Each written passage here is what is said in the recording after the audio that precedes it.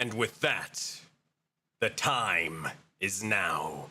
Hello, everybody. Welcome to the stream today. My name is Sensei Suplex, and today we have the likes of Soulbound, Valley of Dreams. Hope you guys are ready for an awesome and epic stream, as today is the day we return to the VK. My friends, today is going to be the final, the actual final session for when it comes to the Soulbound sort of return and more. As we actually had 7 souls on Saturday, we had the likes of Secrets in the Sands on Sunday, and also Valley of Dreams now today on Monday. One thing that I mentioned throughout each and every single stream, as we're returning back, you know how computer issues, technical issues, and all that stuff sort of hates me for whatever reason. So, hey, my focus is going to be mainly on the game and the players tonight. But if for whatever reason stream decides to shut down, I don't know, we start lagging out, something happens on the overlay or whatever, and it's inaccurate, you know, whatever it may be, hey, just bear with us. I'm going to be working on that in the background. But again, my main focus is on the game. So if I don't get to it within like 10 seconds, then hey, don't worry about it. It's fine. But besides that, thank you guys again for being able to tune in. Last sort of thing, hey, I noticed a lot of you guys were getting hit with a bunch of ads. So, hey, if you have been getting hit with a bunch of ads, check to see if you have a Twitch Prime sub. It's completely free with Amazon Prime and all that. And you can actually choose to use it here, so then you can have an ad view or ad-free viewing experience and more. And if you don't want to necessarily use your Prime sub, you can always go to YouTube, as it doesn't have any ads over there. So go check out the YouTube channel if you want to watch over ad-free. Choice is yours. Both help me out. And yeah. Oh, and also make sure you guys use your inspiration points for the game to help out VK and be able to inspire them to help them be able to get these rolls going. All right, y'all. It's game time, so let's do this. Let's swap on over. The big bad Agni. Oh, also we're gonna be using the new overlay. I'm working on like the little info card in the bottom left. I'm gonna be making a new thing. It was actually, we weren't actually supposed to be using this overlay at the time, but here we are. I guess we're just using it today. So hey, don't worry about it. It's all good, all good, all good. All right, y'all. I'm gonna unmute and let's get to it. Yo. Yo, yo. Yo. How's it going? How's it going? Oh, shit. Salutations. I would say that was probably one of the most peaceful times walking back into the chat ever. Yeah, pretty much. It's only for a session. It's very harmonious moment. Oh man. It's only till we remember why we all hate each other. Yeah, because it's been so long. It's like it's because I forgot how much I hate y'all. I'll remember by the end of this session, though. I'm sure. I'm sure. I'm waiting for the memes, bro. So much for Addy Light. Oh man. Oh wait, hold on. Let me get Gorsnake set up. I'm gonna be working on the overlay. Like I was saying, is messed up a little bit, but that's all good. Oh, it's just because I typed in twice. Hey Tito, real quick, say something. Can you hear me now? Yeah, okay, it's working. Cool. Right, I'm just gonna get that set. But other than that, I don't sound awful, right? nah, you're good. You're good sound wise. Bet. And then let me. Oh no! Whoa.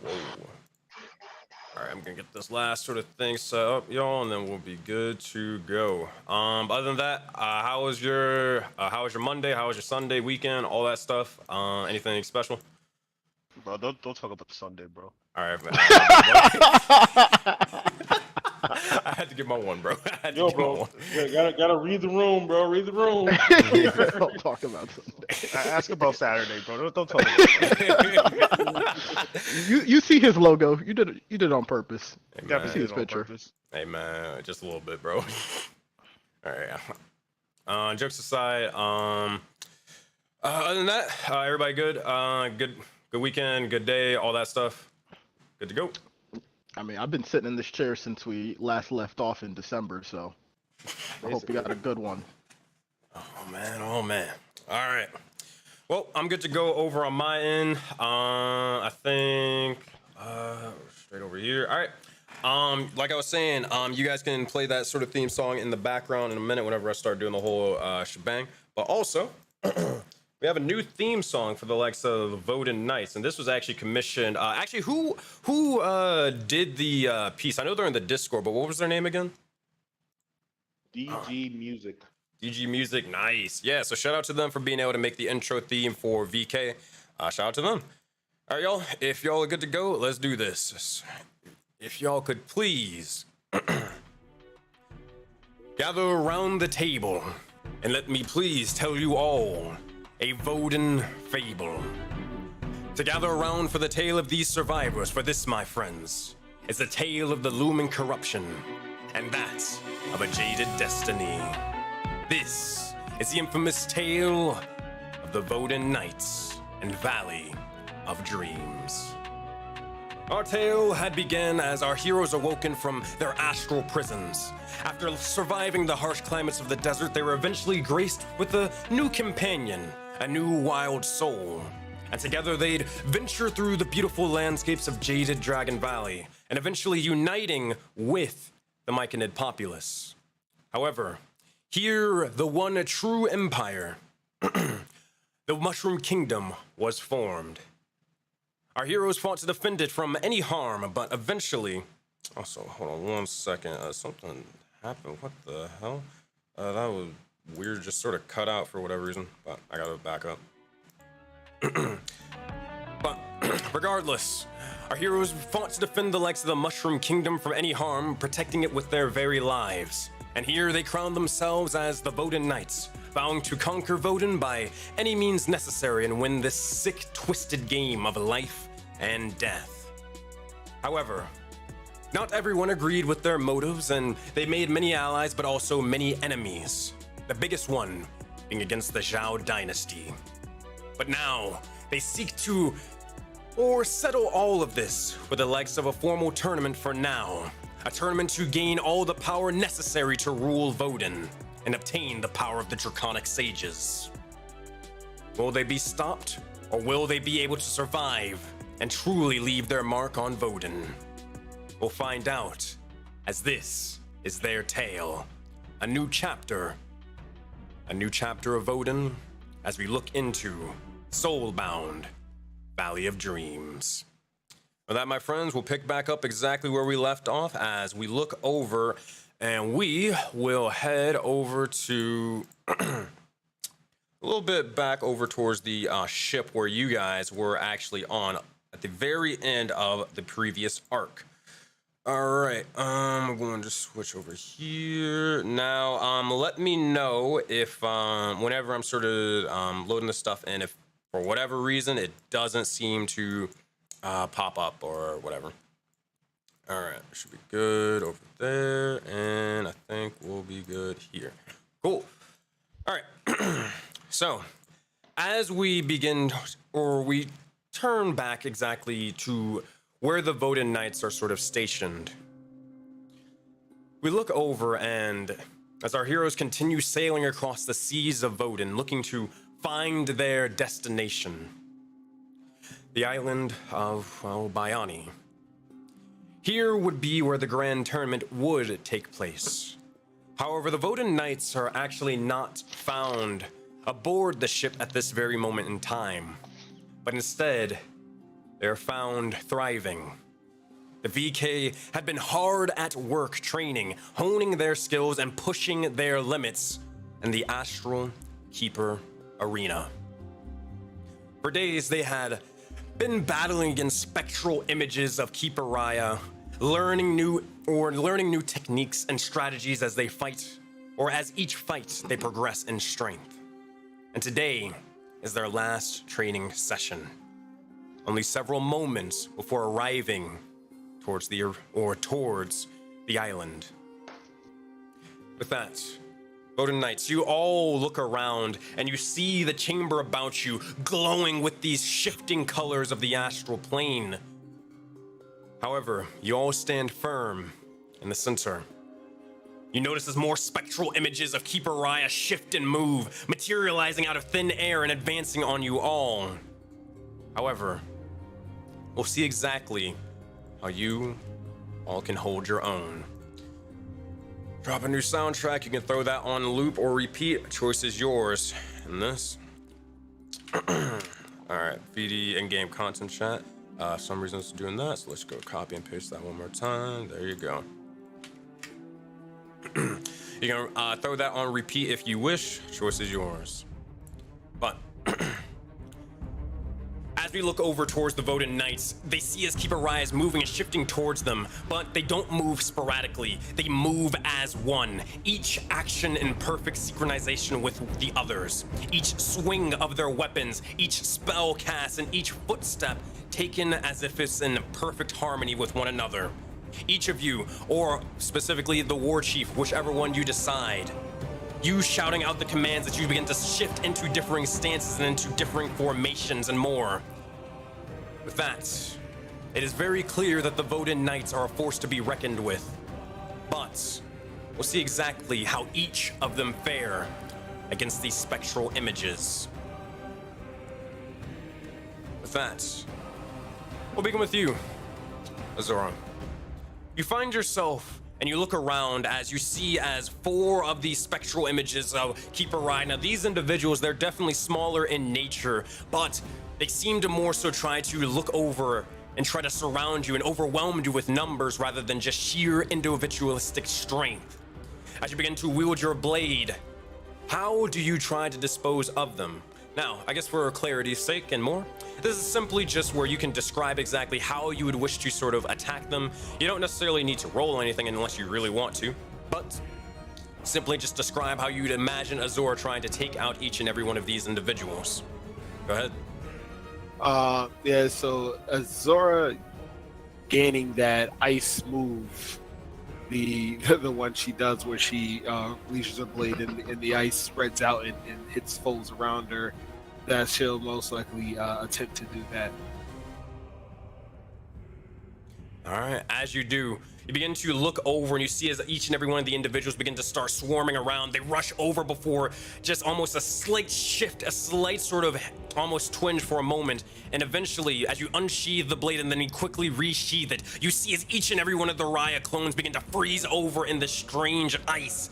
With that, as you do so, clothing the sheath, you see as each of them begins to shatter out into oblivion. With that, you make quick work of them, and you look on towards the next foe. However, as each of those individuals begin to fall, we look over as more of the knights begin to find themselves in not necessarily the greatest of positions, specifically 2.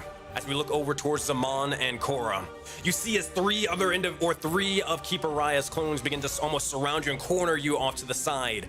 However, as you begin to channel the likes of your clerical might and even the bits of your warlock nature, we'll start off with you, Zaman. How would you try to help dispose of these clones and continue to show off your strength?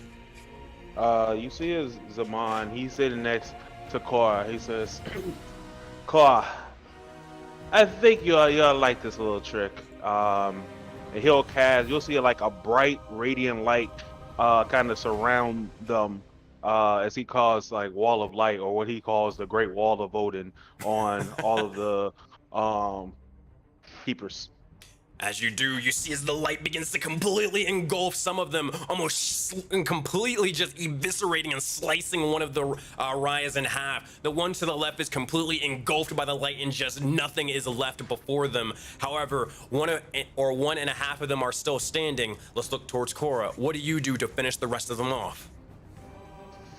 Korra will use her telekinesis and have her cannonball just swipe at the ones that are left over. Easy enough. As you do, using the bits of telekinesis, you're able to just send forth the Keeper Raya clone all the way back until they begin to start crumpling up into oblivion. The other one, as you begin to summon this sort of spiritual weapon and striking forth in unison, you see as eventually not even Keeper Raya can keep up with the likes of your strength and your courage as they all begin to fall one by one. As they do, we look over towards the next 2 individuals, the 2 other Voden Knights, and Gore of the Meadows and Addydark. As you do so, Addydark and Gore, you look over and instead of sort of getting the numbers game, you see as 2 larger clones are hulking in muscle and size begin to approach over towards you. However, you have a chance to retaliate before they get too close. With that, we'll start off with you, Gore. How would you imagine yourself trying to strike this individual down? Gore would zip up to the one in front of Addy and first go for the regular swipes. Be like, let's crush this one quick. and he slashes him twice. And on the second swing back, he grabs the axe, and it's almost like another axe just comes out of it, and he throws it back at the other one further away. And he's like, quickly crush that one. And yeah, he's just leaving up to Addy. As you do, you begin to throw the axe and it begins to embed itself into Keeper Rye. You see as they're struggling for a bit, but they're barely left standing. Addy Dark, how do you assist Gore and try to take these guys down? I believe Addy Dark pulls out the kale salad from his pocket, munches on that, and begins to increase in size in ways we've never seen before. And takes both of them, and there's two of them, correct? Yeah, there's two. Oh, we gotta just clump their heads together like the old classic, you know what I'm saying? The old show Easy tunes enough. way, you know how to do it. Black and white, it's silent film. As you do, you begin to grow in strength and grow in power. You begin to reach out towards both of them. The axe sort of embedded into or almost both of the Ryes, slamming their heads together. You see as they begin to turn into an astral mist and dust. And with that, you see as the two Keeper Rye clones are dead and defeated. As we look over towards another individual before we look towards Agni, as we see as Hannibal looks over towards one of the other sort of Keeper Rye clones. You see as he begins to watch as they begin to approach before they both begin to draw their blades and strike. It's a test of strength and steel before Hannibal roars out into oblivion. You see as the sword begins to start almost circulating with this bits of electricity before he slices Keeper Raya into several different pieces, sections, and more until there is nothing but dust remaining. With that, Hannibal begins to sheathe his sword, and we only have one final individual left. Agni, you see as, at this point, Keeper Raya looks over towards you, and you'll see as she'll no longer let the clone deal with this one. Instead, it will be... you'll see as she'll begin to step in, and instead fight you for real, as she begins to shift and change places. Okay. Okay. All right. What do you do, So Agni? you would see as Agni draws a circle in the ground, and the circle ignites on fire. And as that happens, you see the runes on his shell start to ignite, and typically they glow red hot, but in this case you see them almost becoming a bit more astral, a bit more starry, as he is going to attack her with his Steel Wind Strike, and you're going to see 5 portals open up all around her with one on top. And each of these portals, you're going to see a scythe come out, and you're going to see Agni say, "I appreciate the training. Now let's get to the main course." As he is going to use all 5 of those attacks on her at once, as it looks like 5 scythes come out to attack her. As you do, you see as she tries to parry, and she's able to parry the first one, the second one, but then the third one is able to strike directly through her and through her back. You see as the blood begins to spill out before the fourth one and the fifth one begins to strike her in unison. As she does so, she tries to grit and bear it, but it seems to be that the sin of wrath has overcame her for now. With that, you look over, and though the mask is there, you can definitely see or almost feel as if a sinister smile begins to form amongst her before just sort of almost pushing you back and sending the scythes each and every which way. She looks over, begins to cough up a bit more blood. Good. It seems to be that all of you have grown in some bit or some way. And your strength is definitely immeasurable. I would not have it any other way, Odin Knights. Fall in, if you could.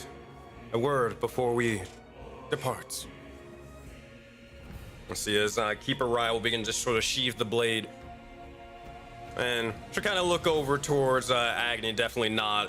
She wasn't necessarily expecting all of those strikes from every which way and direction, but as you all do, you guys can move your tokens over towards where everybody else is at. In the meantime, if this could happen, there we go. in the meantime, you'll see as Keeper Raya will begin to look over and say, now, you all know, well, I've been preparing very long for this moment. I only say this. There have been many groups before you, but there will not be a group after you, no matter what happens, win or lose. Hannibal can speak for this, but in each and every one of the previous cycles, this tournament has decided a lot of the direction of what happens with the Soulbound, for better or for worse. By all means, do what you have to do to make sure that you win. Or if you don't, well, we shouldn't have to worry about that. You shouldn't have to worry about the Voden Knights. As I've mentioned, we've been working hard. And we even made some new allies along the way. Victory should be all but a guarantee. The only question is, which one of the knights will claim it for themselves?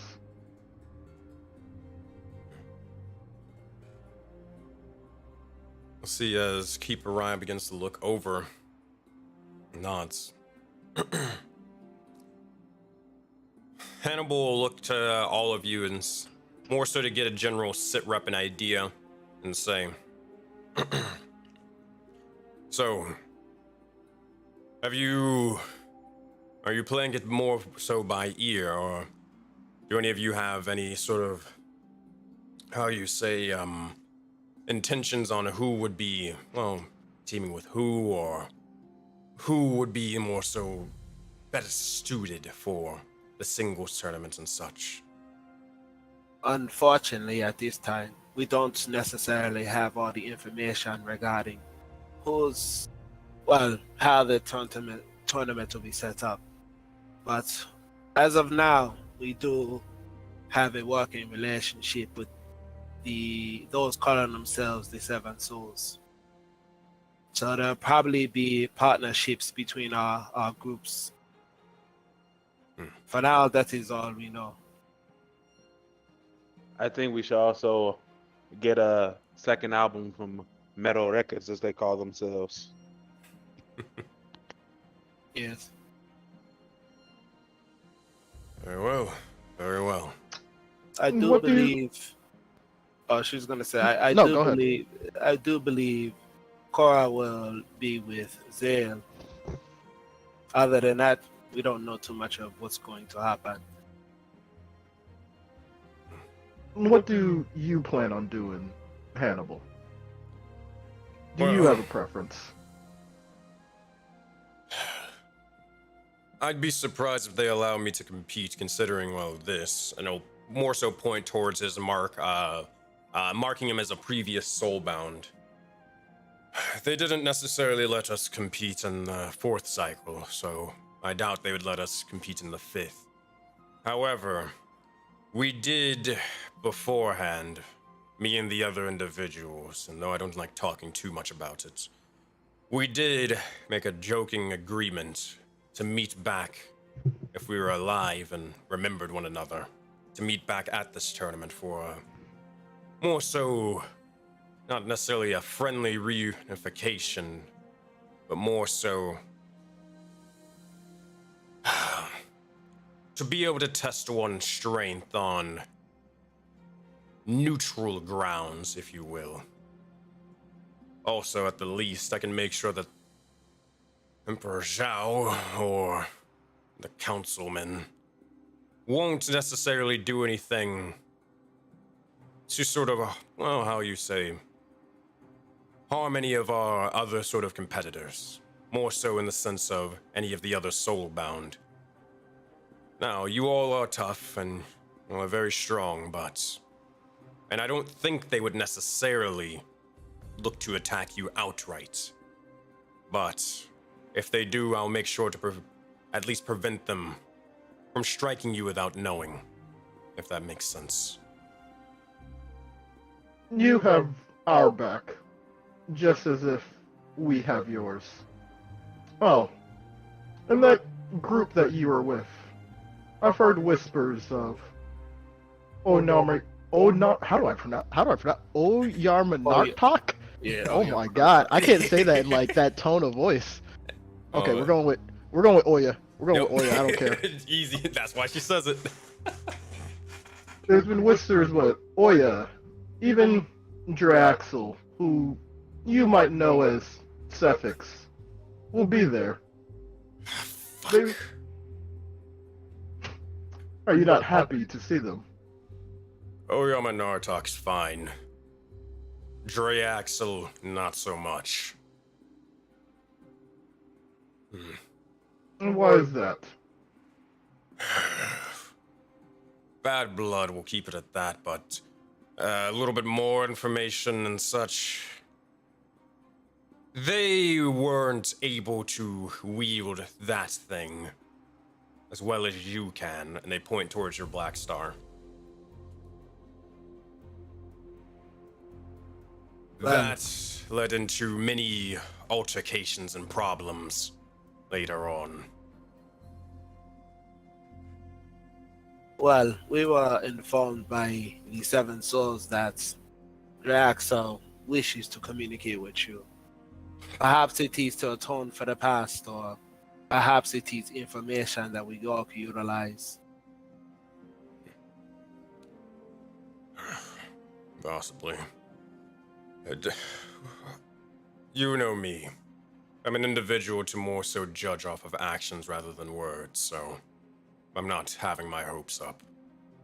I will say Yes. one thing, though. These individuals, especially Emperor Zhao, they're ruthless. Most of them. Oyama Nartok should be fine. The Astral King, maybe, but... They're powerful in their own right, but don't imagine a world where they wouldn't be willing to send a hitman towards you and try to kill you in your sleep. And that goes for any of them. It's been a long while. I would hope a hitman will come. Addy Doc does need some more batting practice. We're expecting the worst. And if they do, then that just provides more information to us. Fair enough. That said, Dead Any- men tell no tales, but a hitman, well, they can sing quite well. very well. That said, are we finished here? Yes, I believe we Oh. can move. Out of character, when Sure. we leave here, what are we doing? Because I did have one thing Agni wanted to do. Oh, you guys are on the ship. Okay. Yeah, you guys are still sailing. You're almost there, though. Okay. Well, we can do it now then. Okay. Agni just wanted to say a few words before we actually get to the tournament. Oh, wait, Okay. question. Would you rather have it where, like, all the other NPCs are there? Like, let's say Mao, Philo, no. or nah? Just these guys? No, just these guys, and it was actually Hannibal as well, because we would be the ones that would be fighting. So before we get ready to go, Agni would gather everyone up, and he would say, I want to give you all a few words before the tournament. As you're all well aware, we're going into a unfamiliar place with potentially new allies, and of course old enemies. I don't have much to say to each of you because I've seen the work you all have put in. But I'd like for each of you to remember a very specific quote that I thought of when reading. Each of you has something different, and I'd like for you all to just think about it before we get to the tournament. I myself, of course, am not above remandment, so for myself, a leader needs to lead by example, not by force. I do not force any of you all to be here.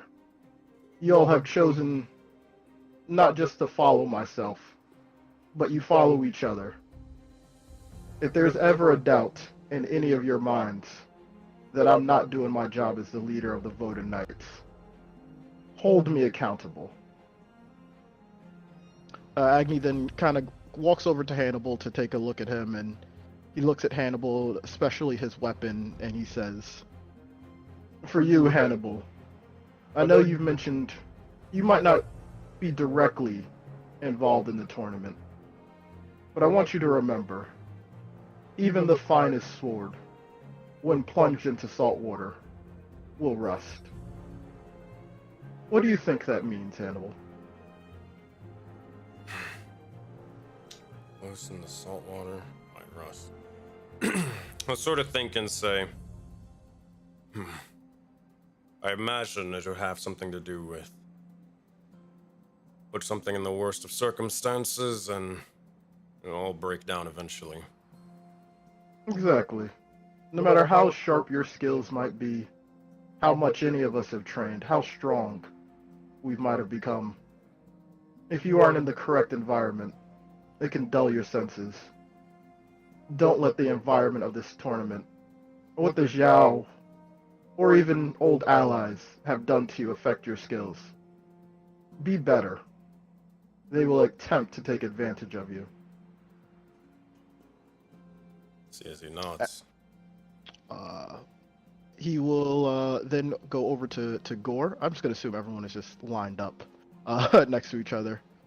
And he's going to say to Gore, "Gore, all warfare is based on deception. Hence, when able to attack, we must be able to seem unable. When using our forces, we must seem inactive. When we are near, we must make the enemy believe we are far away. And when far away, you must make them believe we are near." What do you think when you hear that, Gore? Gore thinks he needs to show you what he used to once do. I failed you before. It won't happen again in that regard. If you failed me, we'd both be dead. Failure is for the dead. Your greatest strength, Gore, is how people will underestimate you based on your size. I did that upon first meeting you. Never again. I know your goal is to defeat a god, and at this tournament, you will take steps towards that goal. Never forget your greatest strength, Gore. Use deception in all forms. Secure a victory for the Voted Knights. Gore just puts out his arm and he's like, then we crush till we fail. War Actually, I actually have something for this. For everyone, Agni has created a little bit of a handshake or a greeting for each of them. And as kind of Gore says that, if you would allow, you would see Gore and Agni both fly up, because they're the only ones that can fly. And because they're both a little bit off in the head, they both headbutt each other, and they yell "crush" in unison. Oh, showtime, baby. Let's do it. Yeah. So Gore is with it. So he crushed with you, sir. But for the record, he did address you as War Chief. I think. That might be a first. That's a big one. True. That might be a first. So next, Agni goes over to Korra, and he looks at Korra and notices just the full-on transformation of where she's come from to how she basically doesn't need to pick up a thing if she doesn't want to. And he says to Korra, I know this tournament is sacred ground for you and your god.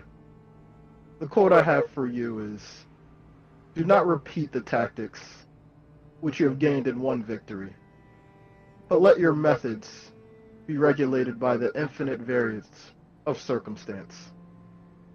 What do you think that means to you, Korra?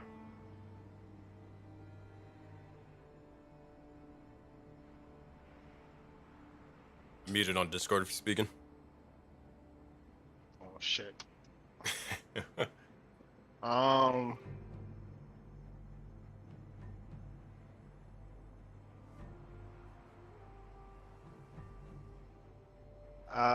Cora would look puzzled first, and then would think that, and she would say, it seems like there's multiple ways to win.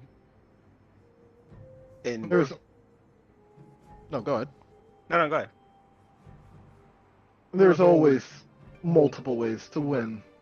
Not just a fight, but in anything we set our minds to. Cora, you stand in a position I have held, and still do, where people will look to you for strength.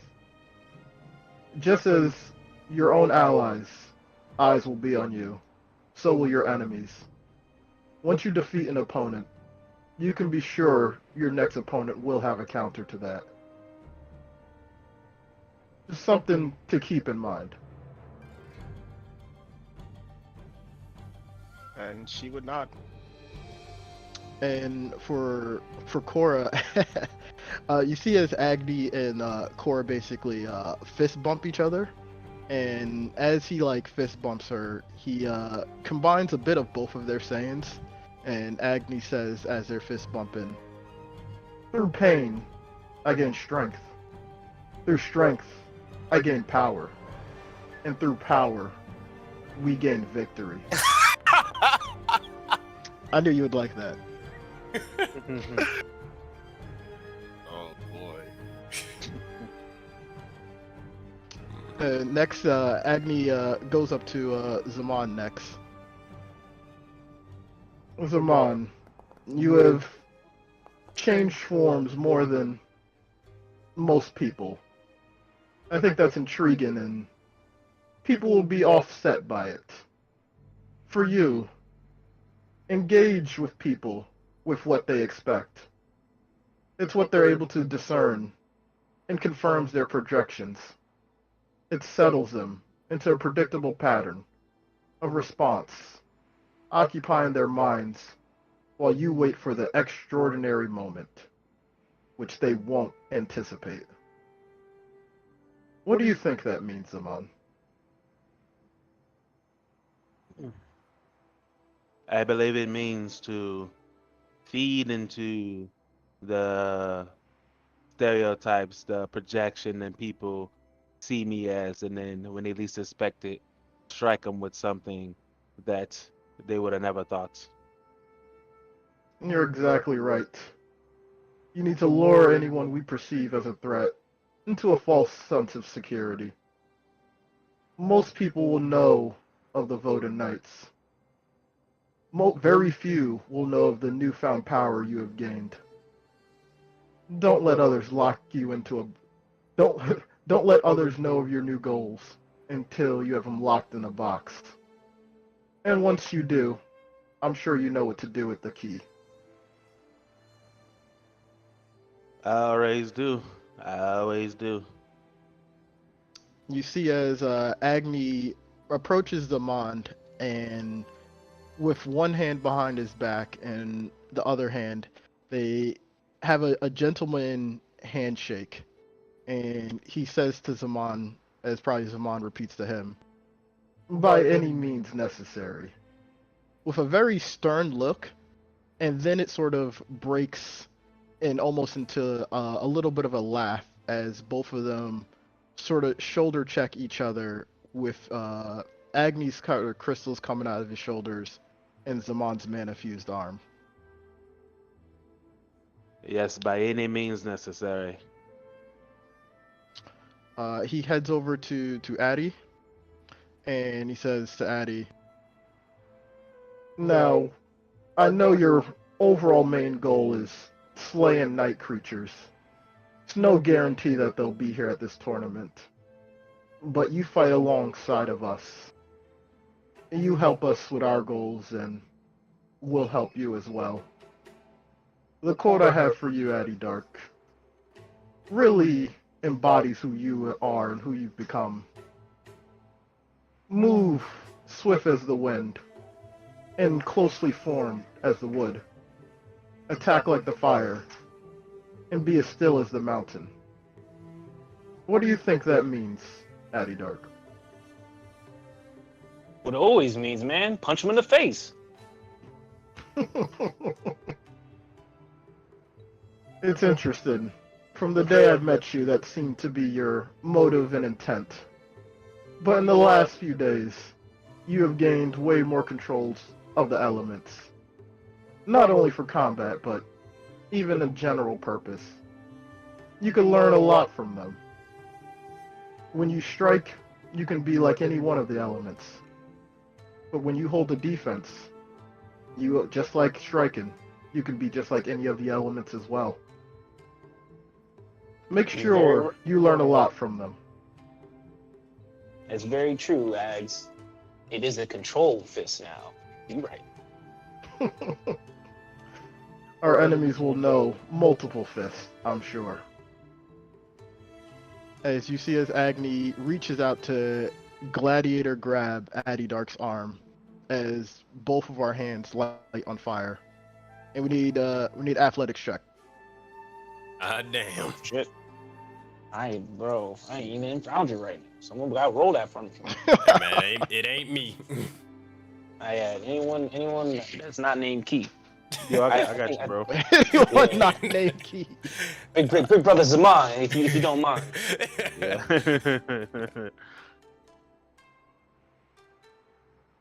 I ain't doing nothing for Addy until he replies to one message from me, from anything. Anything. Telephone, Oh. Discord. I've sent a When I smoke say- signal. I've sent a CPS message. Yo, Bro, bro. I'm so mobile. Bro, I'm so Hour- mobile right now. You have no Hour idea ago, how bro. mobile I just wanted my brother to respect me, bro. Bro, I'm Little so roller straight mobile. take morning. Texting you that we were Yeah, down, it's all bro. good. I'm so 15 mobile, no plus feet, 8, bro. so 23. Yeah, No yeah, feet, bro. 23. Yeah, 23 from him. with sort of the grip, it seems as Agni chuckles and says, "Yeah, looks like you're ready to go." As he backs away, you see him almost shaking his hand, going like, "Damn, that is strong." And then lastly, he'll head to Azora, and oh, you already got it. There we go. I got you. And you would hear him say, "Azora, a simple quote for you. If you know the enemy and know yourself, you do not need to fear the results of 100 battles. If you know yourself but not the enemy, for every victory you've gained, you also suffer defeat. If you know neither the enemy nor yourself, you will succumb in every battle." What is your thoughts on that? The hardest war most of us face is not the person in front of them. It is those who they see in their own reflection. Victory is very defeating. It definitely is. Especially when you don't know yourself. Azora, you and I will soon face an enemy, by my counts, has defeated us both in the jungles that day. We've been given a new opportunity to win this time. Correct our mistakes. I know exactly who I am, who I strive to be. And I'm sure before that encounter, you will know exactly who you are. So the results will be in our favor.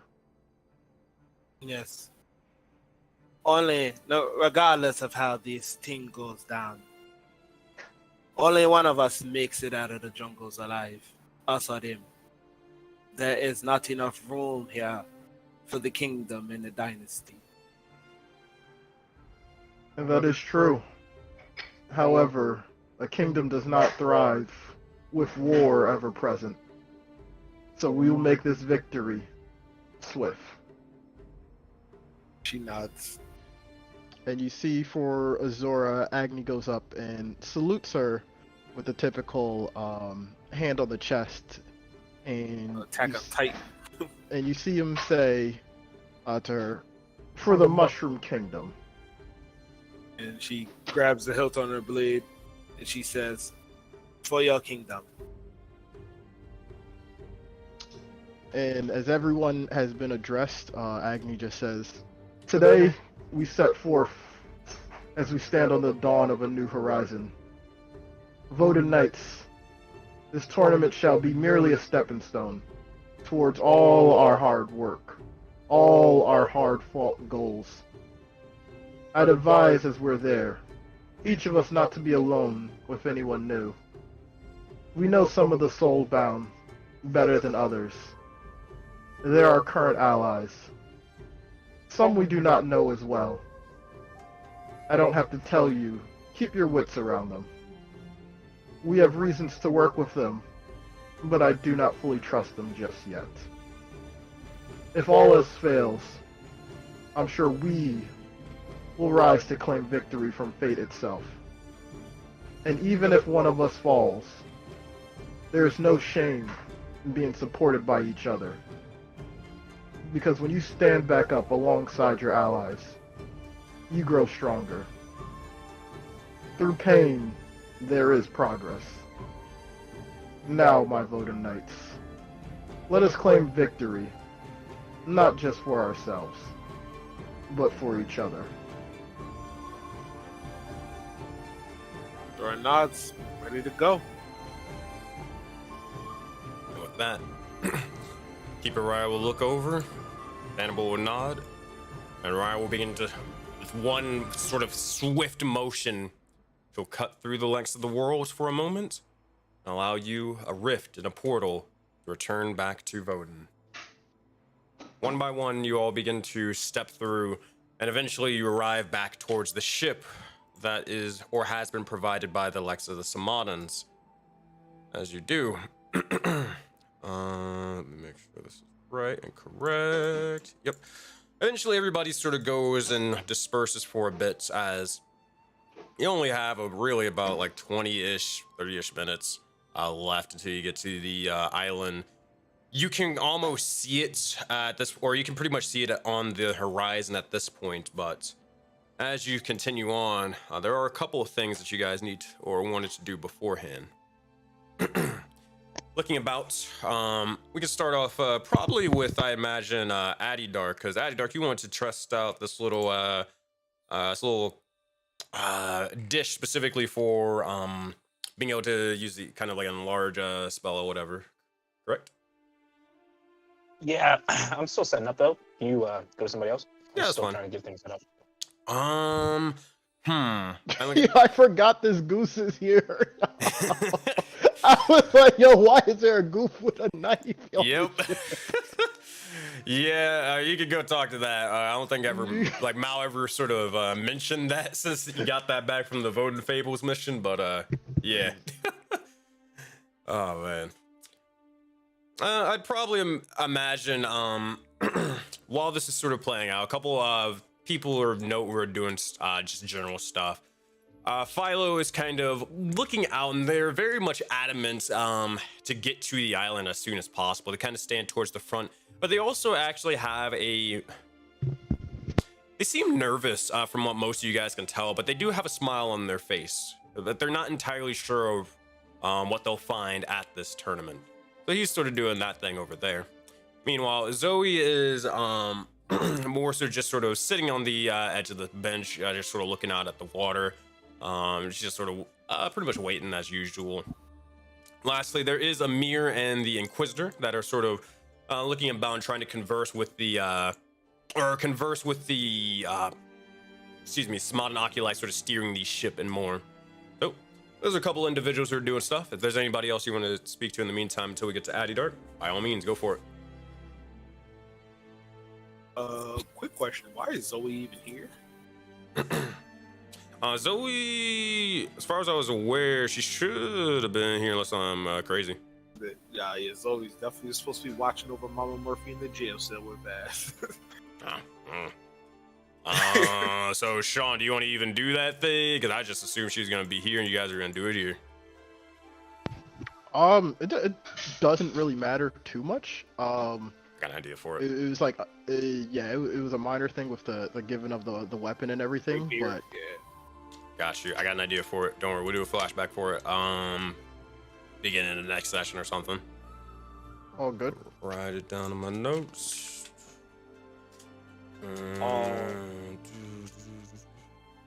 Where's the notepad? There we go. All right. In the meantime, I'll say this. I will go to each and every single person. I will go to Zaman. What would you imagine Zaman's kind of sort of doing, or if anything, right now? He probably just got done finishing up the plans with Mao about the fireball towers that they're making, and he's sort of saying, "Yes, this is excellent, Mao. This is excellent work. This will extremely enhance our defenses. The village should be safe with these." I never necessarily expected fireball towers, but I think this would definitely be able to put those starry individuals pretty much to dust. But I think, how about this? Because we do have these sort of R&D department. What is our like main sort of thing? I think that we should kind of like eventually start constructing like a big sort of project. I mean, I'm talking like something where it's like, oh, well, hey, we don't want to mess with the Voting Knights because they have X. You know what I mean? You see Zaman starts to smile and says, "So, what are your thoughts, Mao? What is this X?"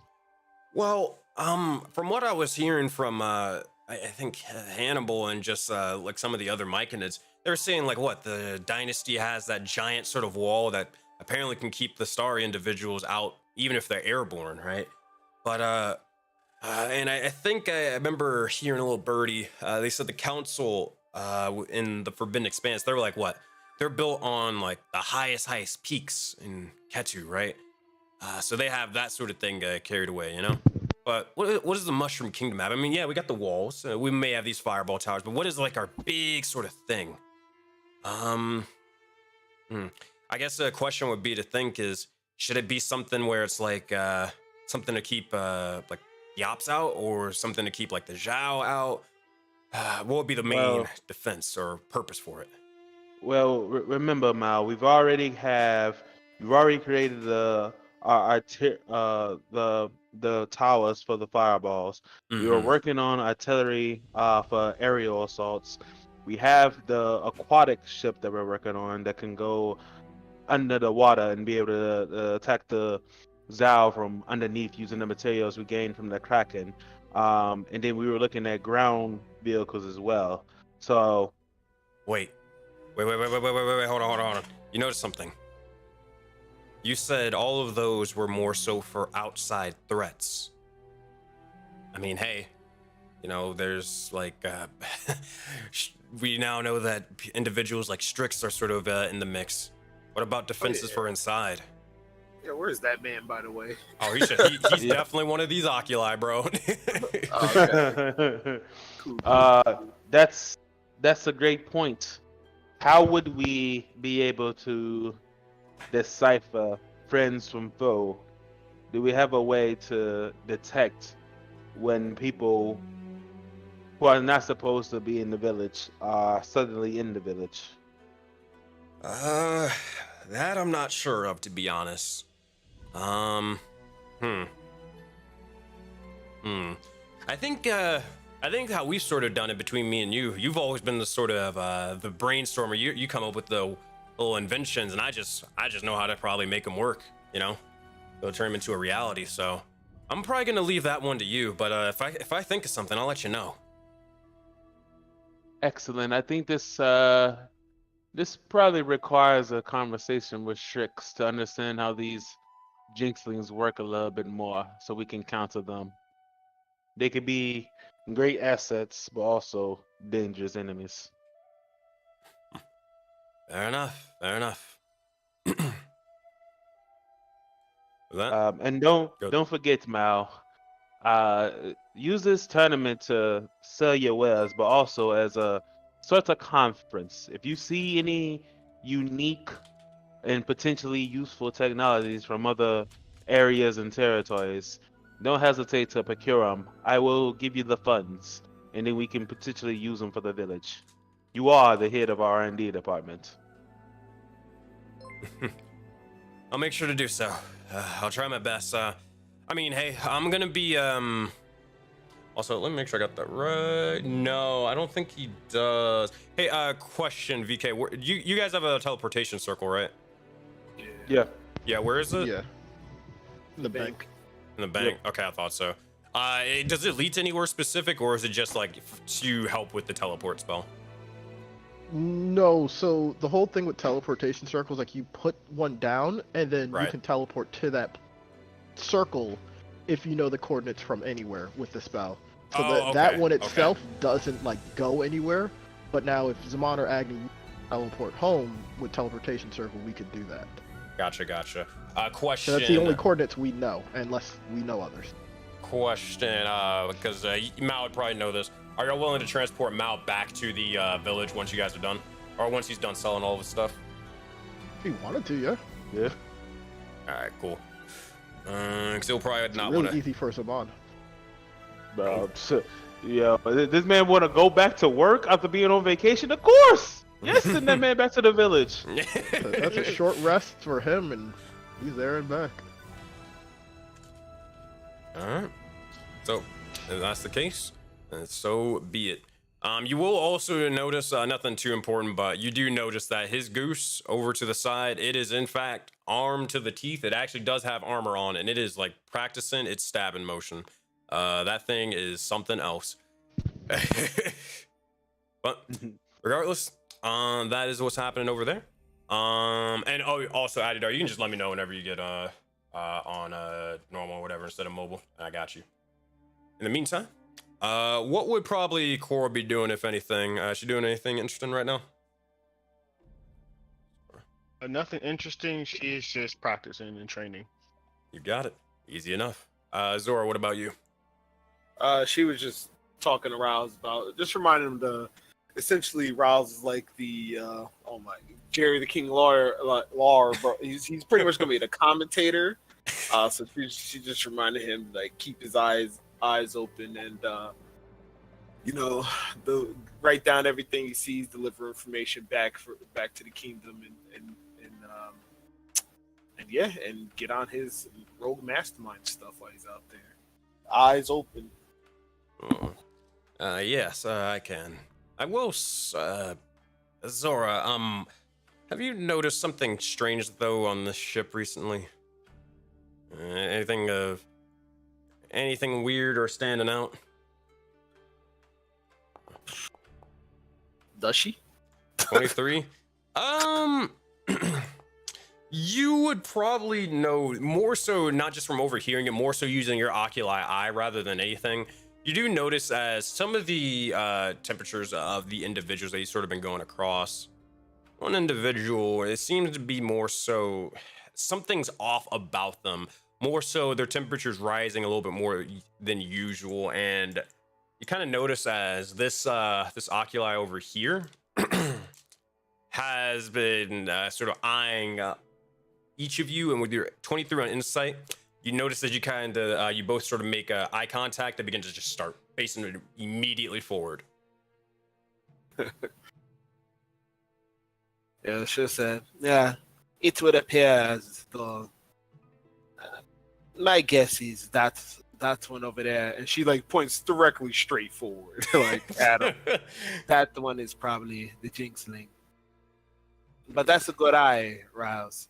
It shows you've really been learning and getting well adapted to work in the shadows in secrecy.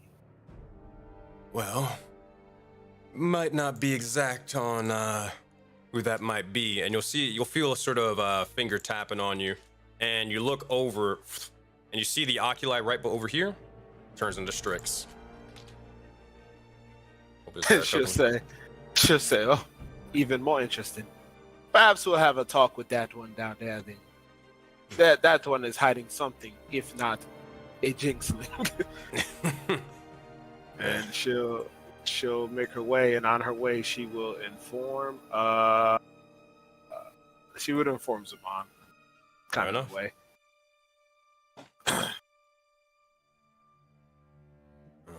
Zaman to head over towards Strix. Sure I thing. can't move my Wait, token right now. south. I got you. South. Is it where you like something's acting up where you can't move the token, or you just can't do it right now? No, I need to do something with my mouse. It's just right now. Ah, I got you. All right, so heading over to Strix to go for it. Yep. Yo, be honest, Well, I don't even know where Gore is in the midst of Is he all not- this. I've is he been not even searching on for the map? me. My bad. Yeah, I've been searching for me hard, bro. I was like, maybe I'm I bugging. I got you. Yeah. Boom, there he is. Your little flying speed. There you are. Be flying around where however you wish. Want to be 100 feet in the air? You got it. Don't matter. All right. But go ahead, Zaman. I mean, unless somebody I can do the Strix thing in a second, but unless somebody else wants to go. What's up, Go Zach? ahead. I'll handle the Yakalai after. Okay. Zaman will go to Strix and says, Strix, your power is very interesting. Where does it come from? Well, it's more so an innate thing, but I guess technically divine in a way, some way, shape, or form. But about as divine as, like, let's say a kitsune, towards Yana, if you will. Sorry to mention the whole god thing, but, you know, easiest sort of comparison. Kitsune, Yana, copy. How, if you were in a crowded area, would you be able to point out another Jinxling? I'm pretty good at reading people. I can definitely tell if someone's off. To be able to immediately tell whether they're jinxling, probably not. It's gonna take a little bit more than that. Something arcane. Got something in mind? Yeah, we're thinking. If your kind is able to easily infiltrate various areas and disguise themselves as whoever they want to, how do we defend against such a power? How do we defend against such a power? Well, Like, what is? I mean, I hate to be blunt. Like, we all have had weaknesses, but what is the weakness of a Jinxling? What is your tell? well, the thing is, a jinxling doesn't necessarily know everything that they transform into. For example, I transform to you, I only know what I know, not what you know. If you wanted to, it'd probably be a good sort of, how you say, safety measure to sort of come up with a couple of passcodes, puzzles, or whatever that only everyone on the ship would know the answer to. Say it at the beginning of just any conversation or whatever. And it's a good little countermeasure, but be very careful on who is around while you're sort of speaking it. That'd be my first thought. Information Okay. is truly key. That's what defeats let's say, a jinxling. But most are willing to bullshit and try to, how you say, skim around the line of friend or foe, all that stuff. And there's nothing. If your powers come from something divine in nature, with something hellish counter it? Never necessarily tried. Might be worth a shot. Not necessarily. I guess what would be the opposite of us? Well, kind of fey-ish in nature, but more so a divine fey. Considering, well, jinx themselves. Here's a couple things that suck. A spell. You ever heard of Moonbeam? Quite familiar with Moonbeam. Yeah, that shit sucks. Please don't use that against me. TLDR, it will reveal exactly a shapeshifter for who they actually are. Another thing would probably be, as well, a little bit more of a violent one, not the most ideal for subtlety. Knock them unconscious, and we'll return back to our normal form like this one.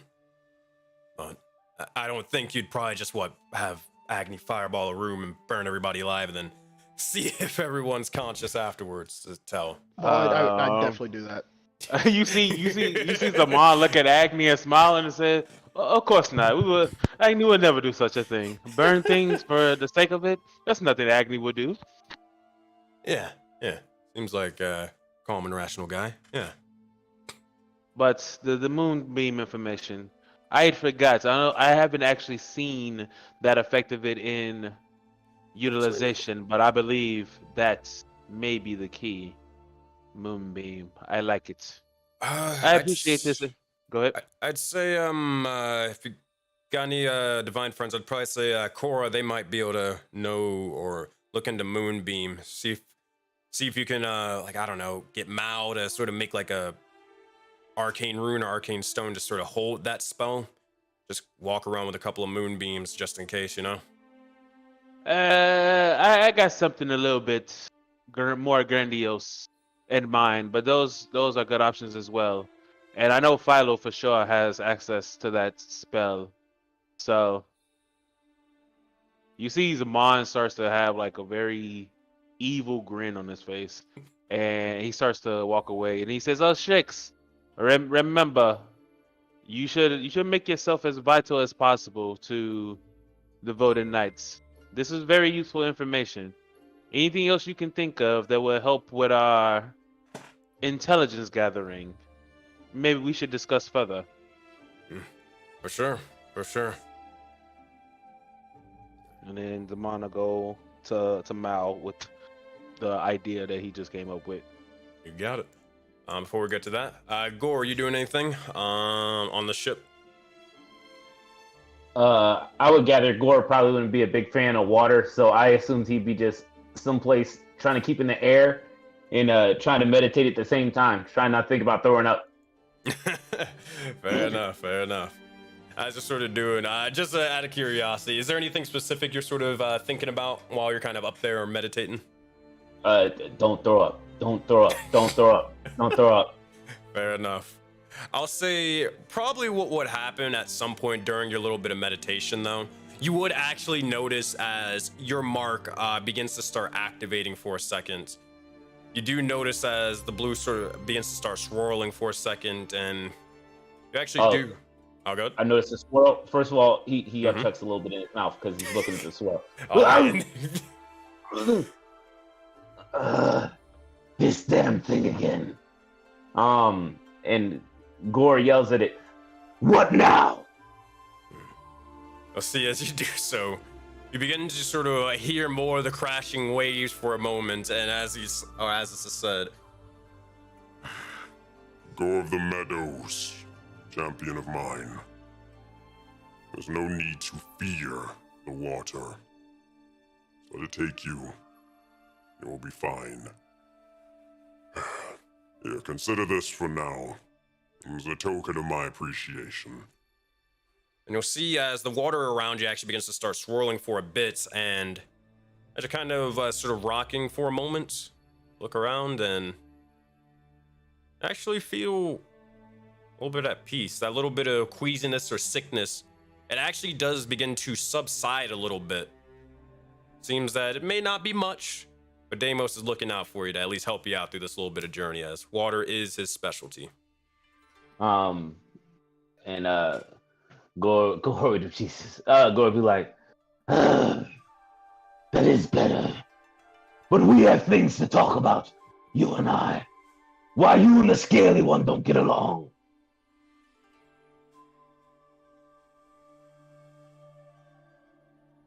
Whoops, I was muted. If that is the case, Rory will look over, and eventually you'll see as a bit of the water begins to almost swirl around you, almost kind of like imagine an Avatar Last Airbender, but instead of air, it's actually water or watery sphere surrounding you for a moment. As you do, you can begin to see actually the draconic sage begin to form in front of your very eyes. As they look towards you, begins to speak. You see Deimos. As he does so, a look over and you kind of find yourself here, as they say. Ah, you mean my brother? Well, or somewhat of something like that. Dendar, if you will. Dendar is a, interesting individual. I'd say out of all of the draconic sages, they're not the worst, but they're definitely far from the best. I put them one peg above the Black Star Sage, but that isn't really saying much, to be fair. The fact of the matter is I can't really trust him. He hasn't done anything to warrant that trust, and I'm not entirely sure he ever will. But I guess it's hard to do so when you're, well, dead. Or forgotten. Or whatever you want to call it. Retcon, though, he wouldn't say forgotten, he would just be like, just say dead. Big difference. All right, copy. Copy.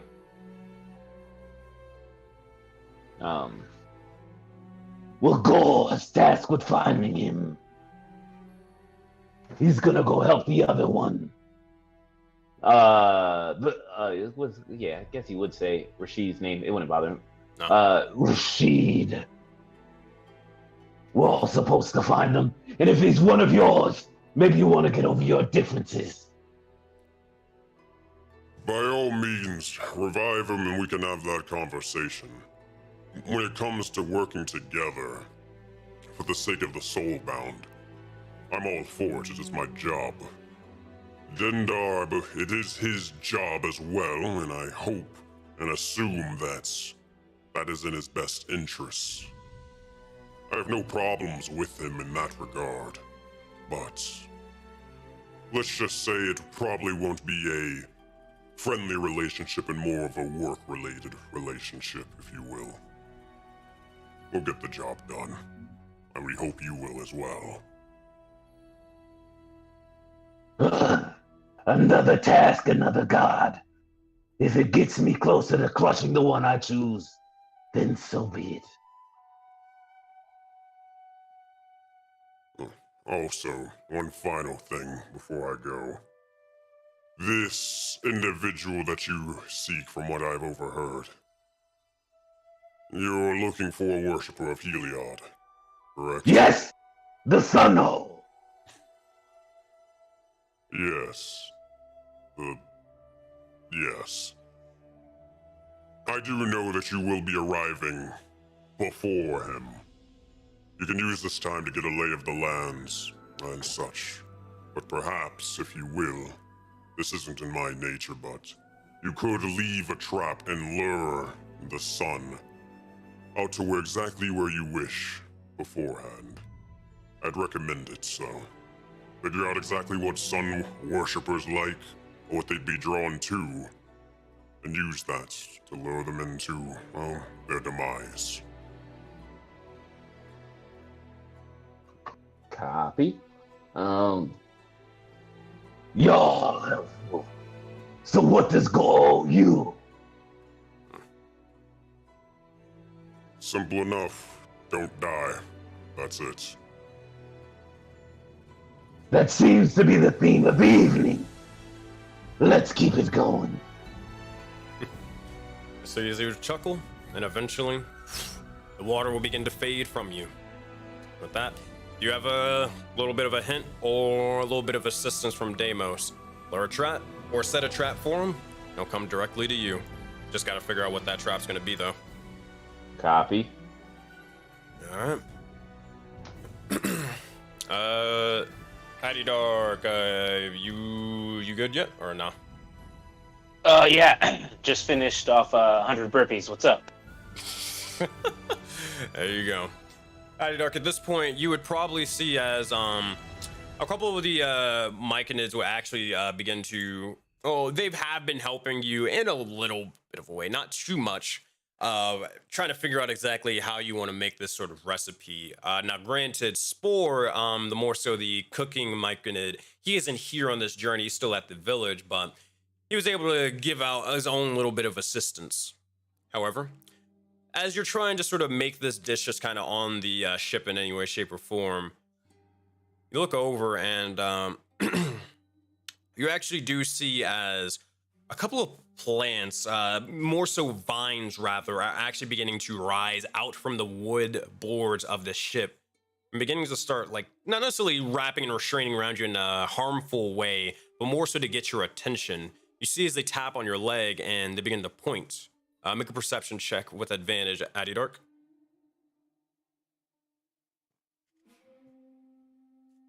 Perception, that is not something I'd be doing. 23 and a 10, all good.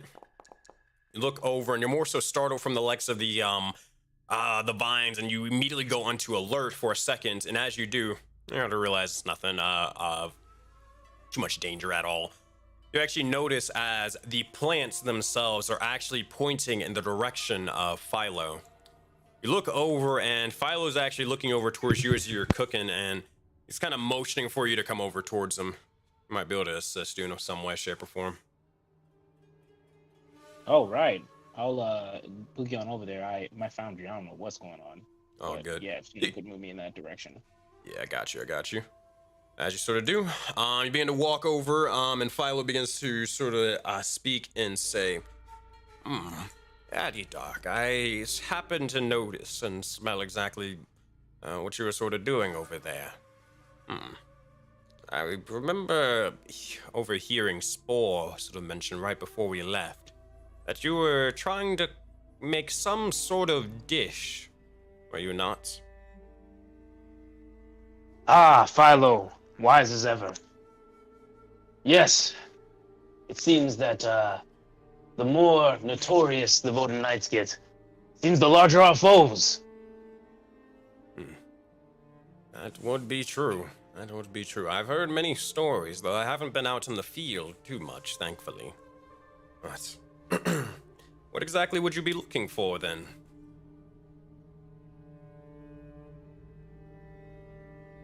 Mao tends to always cast that spell.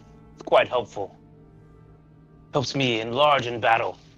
I'm trying to do the same, but I can't depend on Mao forever. My people have always been resourceful. I see.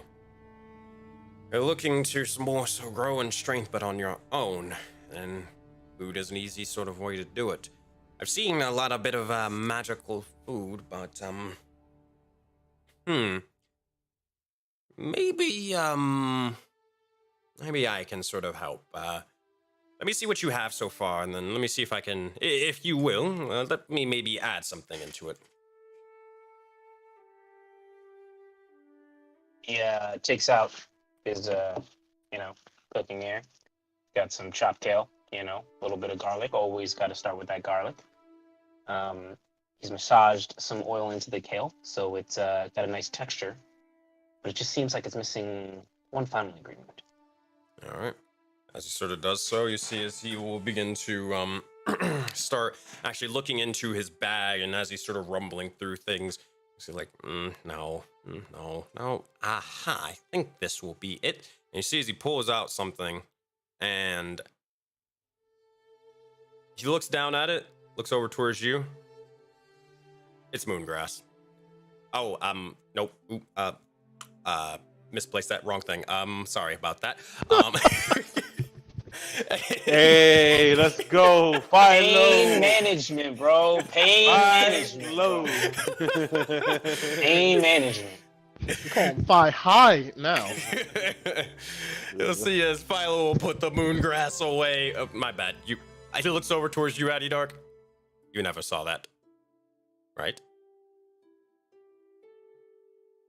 Stitches get stitches, my brother.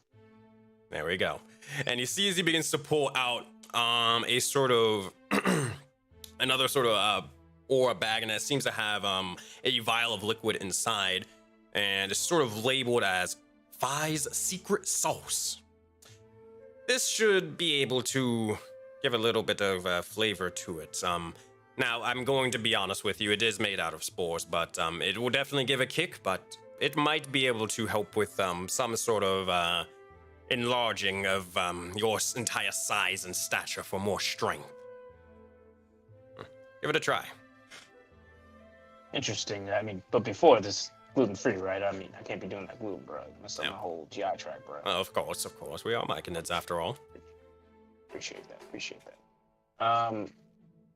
So we, I guess, is it a large bottle, a small bottle? Is it like kind of like the sriracha bottles where there's just a little bit in, but it just seems like it never ends? Like there's always still more sriracha, even though there's just like a little bit left? Like, definitely that. Okay. Oh, man. All right, well, he taps it on the bottom and gets a nice squeeze in there. Easy enough. As you do, you begin to sort of start mixing more and more of the sort of dish together, and eventually you'll notice as it begins to start puffing out more of the sort of mushroom fumes, but look at it. It seems to be well made. Addy Dark, do you sort of give it a try? Who am I nearby? I can't see anything. Philo, Riles, Strix, not really anybody. Simon's kind of near you, but not really. Oh, okay. Okay, just wanted to not, push somebody out of the way. I'm at a light now. I'm trying to chill a little bit. But yeah. I'll pop a handful of this kale. This, I guess, is spicy kale now. I guess, right? Pretty much. As you do, you begin to consume it for a moment, and it definitely has a kick to it due to the spice, but you look over, and at first it doesn't necessarily do anything, but several minutes begin to pass, and you notice over that bit of time that you're sort of just talking, conversing with Philo as he's sort of explaining the ingredients, because he wouldn't want to necessarily give you, like, more so, the bottle and not necessarily tell you how to remake it. But the TLDR, the conversation sort of goes, he says, yeah, I want you to make sure that you can keep and make sure that this recipe, even when I'm gone, will still be around in some way, shape, or form. And as you're having this conversation, you realize that you're now talking to Philo, and you guys are just eye to eye right now as you're having this conversation. Ah, yes. Food is an important part of any culture, Philo. And if you know anything about me, I do it for the culture. I know you do. So here, hope that this should be able to suffice in your travels, and good luck. Best of luck. I've always wanted to do this. High five up top, Philo. And he reaches his hand as high as he can.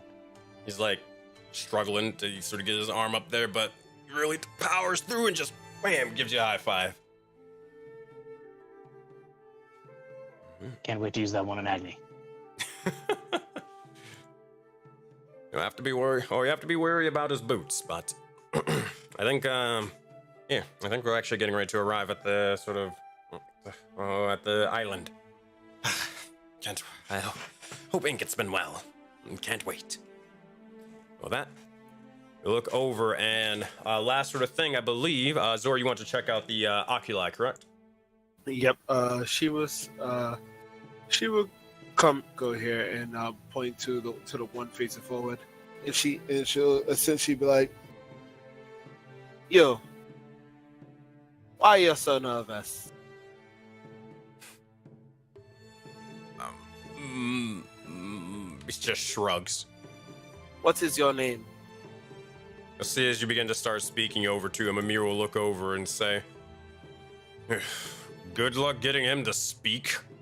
He was super talkative earlier, and then something happened, and now he's quiet as all can be. Look over and say, or I'll look over and speak and say, go on, introduce yourself. He sort of shakes his head no. Why are you so shy? Sees the Inquisitor will look over. What are you doing, Azura? She has a hand on the hilt of her blade, and she'll say, "What is this, Amir? You have men under you who you can't control?" Not that.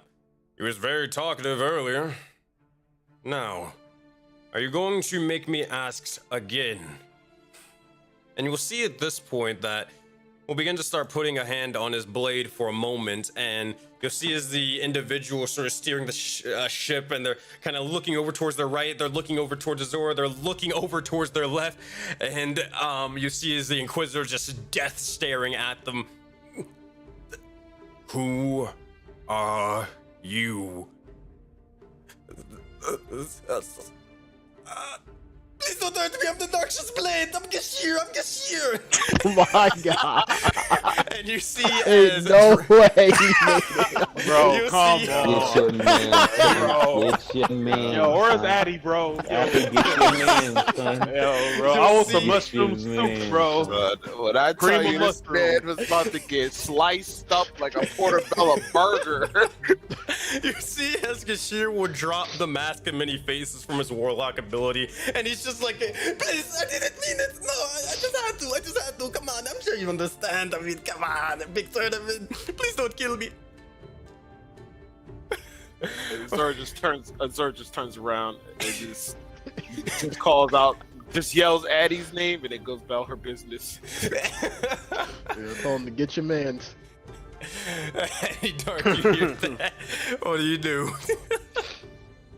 Oh man, you muted if I'll you look to Azura and I'll go, so you found Gashir. Well, we had a bet. If he made it to the island without you guys noticing, he gets to hang out with Zaman for a day. He really wants to hang out with Zaman. Bro, don't do that, bro. Look, Gashir will look over. Yes, that's right. It was all a part of the plan, a little bit of a training sort of thing, The Dark was like, hey, you have to sort of work on, being stealthy, blend in with the environment. And, it was just a training exercise. No harm, no foul, right? You'll hear Zaman yell, well, Addy, you should have him train with Shreks, because clearly he is not good at whatever he was doing over there.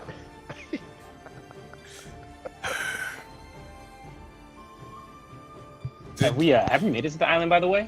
I'm about 5 minutes out at this point. But there's one thing to note, though. There's one thing to note.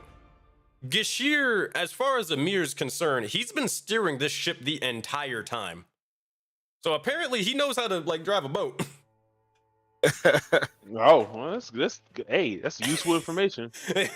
That's Admiral Gashir to you, bro. Captain, I'm the captain now. But he'll look over at the very least, and just say the last thing before he gets to the island. So it's okay if I sort of compete with you guys, right? Come on, look. But don't look at me like that, Agni. Come on. It is time for me to prove myself. You can join the Aurora Mons. That's what you joined. No, I will not join the Aurora Mon. Remember the tournament. Remember the tournament of Iroas. You lost Gashir. But I was so close to defeating the one they call Yahoo. Yahoo.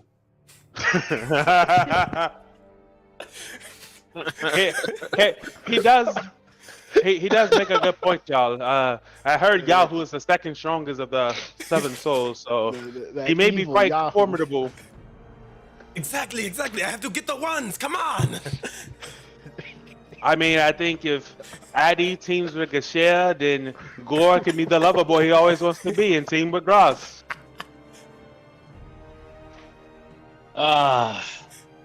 Zoo, my main man, Zoo. This tournament, I've got some bones to pick with people. We're going mano a mano. Good old-fashioned AD, Addy Light, Slugger Fest right now. I'm going one-on-one with people here, man. Zora just looks at Gashir from far away, and all she could think is red shirt. Oh, man. Right, now you know, this is episode 1. The last NPC they introduced in episode 1, he's dead. Oh no. You know how it goes in writing. Technically, it's the first, bro. Technically, it's the first one that randomly pops in. You're following them for no reason. Jesus. Oh man. Hey, it's a numbers game. The mom said, "Hey, it's a numbers game. Another number is another number." Exactly. Well, I mean, it's not like it's to the death or anything, because she will be fine. They'll heal him up and it'll be all good, Oh, Gashir, did you not read the fine print? It is to the death. That's the only way. Oh. But it's too late. You're already registered, so that's fine. I did? Yeah, I did, yes. Mm-hmm. The Noxious Remember, Blade. you're the Noxious Blade. You said you run the tournament like 2 or 3 years ago. You're fine. It's going to be good. I already have the merchandise. It's fine. Gashir 2023. You know what? Yeah, you're right. This year is Gashir's year. This is the year that Gashir makes it to round 2. I got this. And with that, he just points over, Bioni, you are mine. And with that, my friends, you look over, and at this point, you can finally see it as you all arrive. VK, you notice as the sun shone brightly over your head, as you guys continue to set sail, but now the island in the distance has grown ever closer, and you can notice its peaks and valleys visible in that little bit of distance. You can make out a little bit of the island's beautiful architecture and exotic markets scattered around the shore and also throughout the entire island. With each sort of bit you draw closer, you can kind of hear and make out the bustling island of vibrant colors, markets people of all walks of life, as you have arrived to the island of Bayani. Specifically at the port side, bringing in, as you guys came in with a ship specifically. You notice as, regardless, there are still training monks, vendors, and travelers from all over of Vodin. Velkin warriors, other sort of, Ishtaran warriors, nobles, and more, along with some of the Kalani as well. All of these individuals, some not necessarily here for a fight, more so just as a watcher or a spectator, as again, this is a turn, or this is more so a worldwide event. Not everybody is here to fight exactly. Regardless, tournament grounds are a sight to behold, and up ahead you can see as individuals are sort of gathering themselves and preparing to enter. Now for this map is, or for one, as a heads up, this map is absolutely huge. Not all the NPCs that would actually be there are actually on this map. Also, hold on, I'm getting a little bit of issues over here. It's not loading the map because it's that big. What the fuck? Let me see what's going on here. Give me 2 seconds, y'all. Okay, that's strange. Let's configure this. Let me. That's weird. I might just restart my Foundry and see what happens. That is weird. Let me go change for that. So give me 2 seconds. Sorry about that. I guess in the meantime, y'all can do whatever you sort of wish. But yeah, that's very, very weird. Zaman, for God's sakes, check your DMs. I hate you and Izzy today. Jesus Christ, bro. Okay, I'll check the DMs. What? I'm not working. That's so weird. It was working all day. Yesterday and today. If not, what map is that from? If it doesn't work, I downloaded that map earlier, so I can just make a new scene and then just re-drag it in. So don't worry, it'll work. Just give me like 2 seconds to fiddle around with this thing. Yep, view scene. Work. It's gonna load. Nope, still not gonna load. All right, give me 2 seconds. I'm gonna re-import it. Configure. Seaport. Sorry about that. Yeah. Go ahead. Yep. Soulbound, our D&D maps. There we go. Oh my god. And it is airship ports. Cool, seaport. We're gonna rename this and bring this back in. All right, let's try this. This should work. Save changes. No, wait, what? It's like the whole map is just gone. What the fuck? That is so strange. Hold on. Like everything is there, like token wise and the ship wise. It's just like a black screen though. For whatever reason. Okay. Let me do a manual way. It's not a great way, but it'll be enough for what we need. Choose file. Try that. What the? Okay. Hold on, y'all. Yeah, I mean, hey, if you got to use the bathroom or something, by all means, go do so, because this thing is not acting right. Here, let me show you what I'm talking about over here.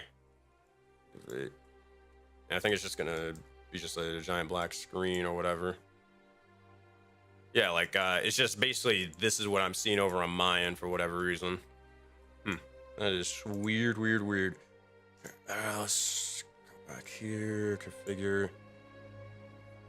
Okay, let me open up the thing and see if that works. Maybe turn to a PNG. Oh, there you go. Yeah, it opened up. Wait, I see. Wait, you said it opened up? Like you can actually see stuff?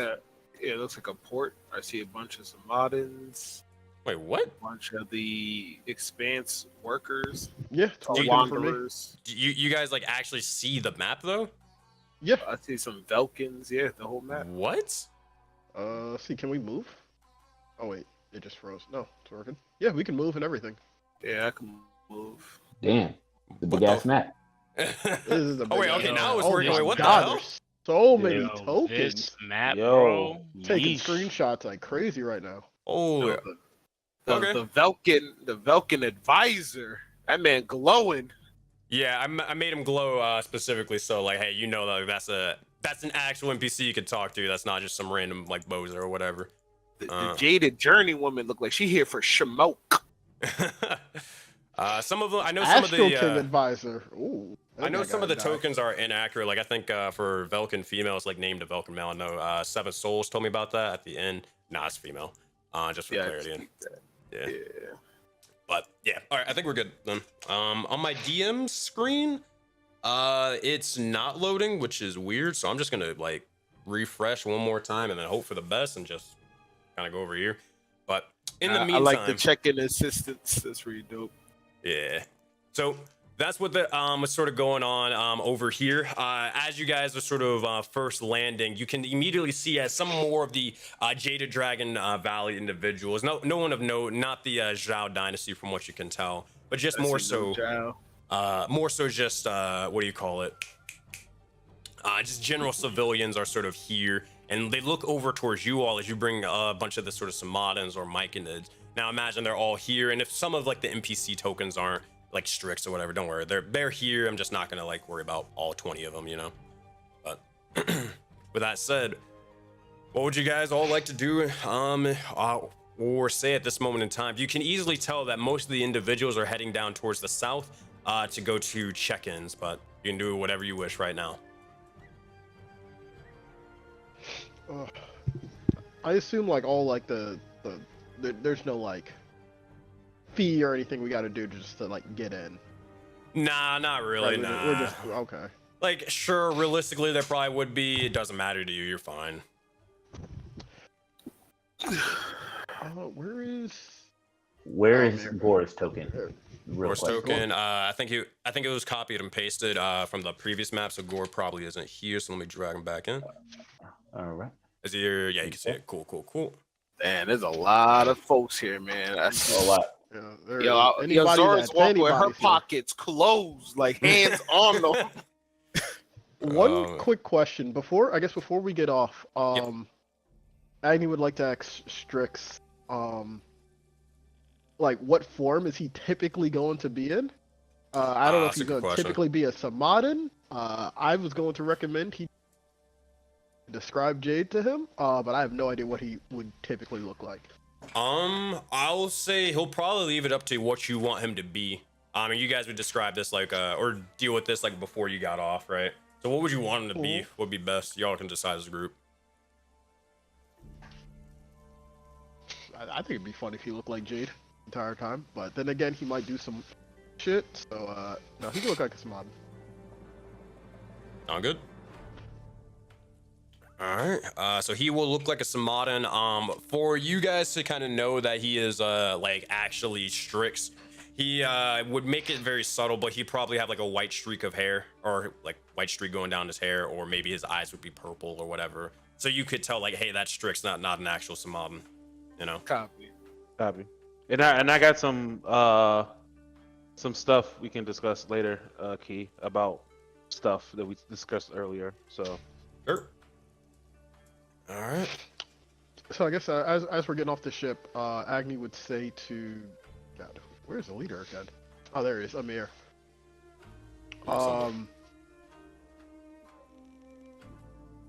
Amir, I don't know how many of your people are actually fighting, but from this point on, just for ease of use, we probably should go our separate ways. Just so people don't know we are allies in this tournament. Fair enough, but do be careful. We've already turned a couple of heads just from our mere entrance and such. Those who are skeptic will still think so anyways, but... Yeah, we just arrived on their ship, so it is probably difficult to separate us at this point. It is, but who knows? Might be some people who aren't listening. What the whispers are saying. Oh, I will say then. I will say this. I will have probably a couple of warriors and such enter, but we're not necessarily looking too much, for too much rather. Some who want to prove their strength may do so, but as far as I'm aware, besides the Inquisitor, you all are pretty much the strongest lots when it comes to this. I only say this because we are allies. I trust you may not misuse this information. Strength comes in many forms. Even if they aren't fighting, information gathering is important. If you could have a few trustworthy men, maybe even just watch the port, see who arrives with who. All of that is keys to success. I'll try to do so, and in the meantime, I will look around to see if I can find brother and sister clans from the Forbidden Expanse or the Azure Taiga. We haven't heard anything from the Forbidden Expanse, but who knows? Gathering from Kaio's reports, shouldn't be much to expect anyways. Best of luck, then, to you and your men.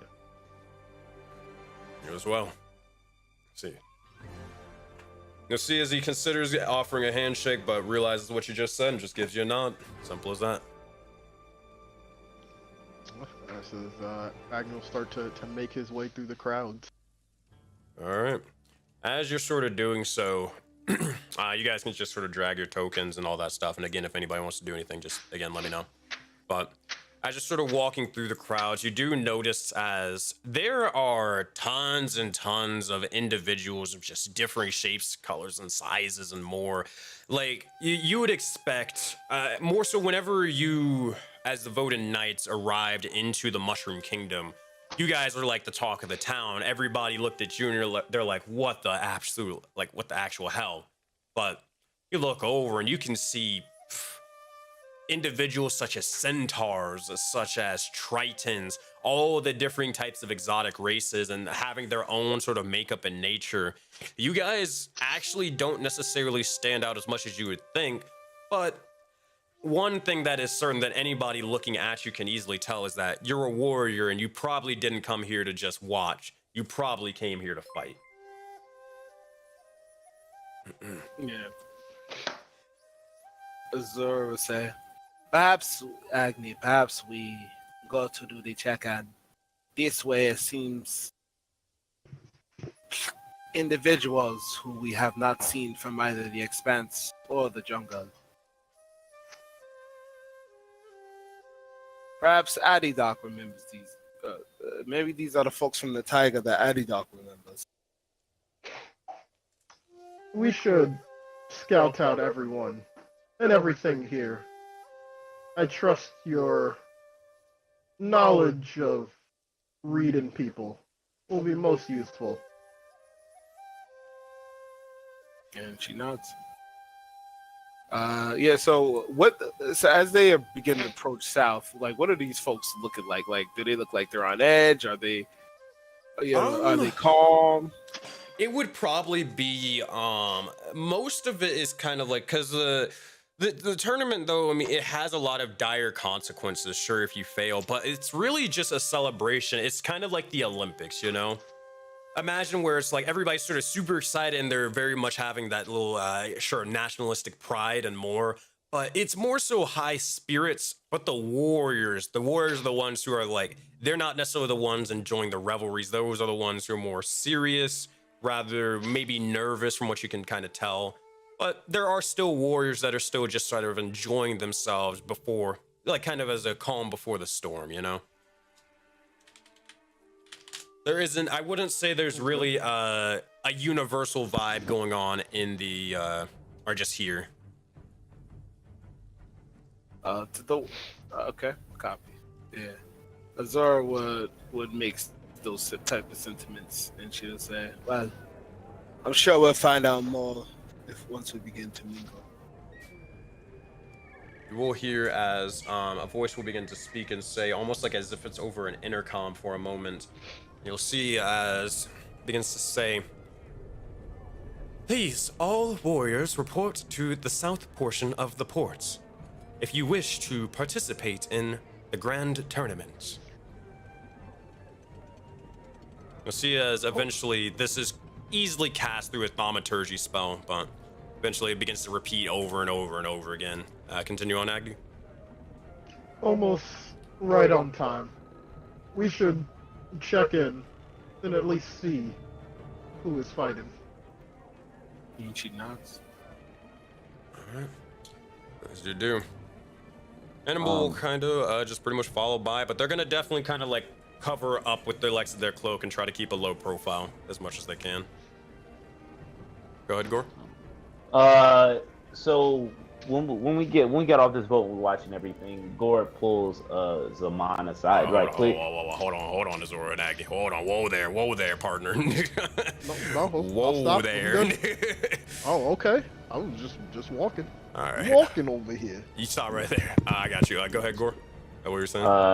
Yeah. So Gore You too, pulls Addy. Zaman You too. aside, and he hits him right quick, and he's like, "Greedy one, I think I need your assistance with something." Oh, what is it that you need, Gar?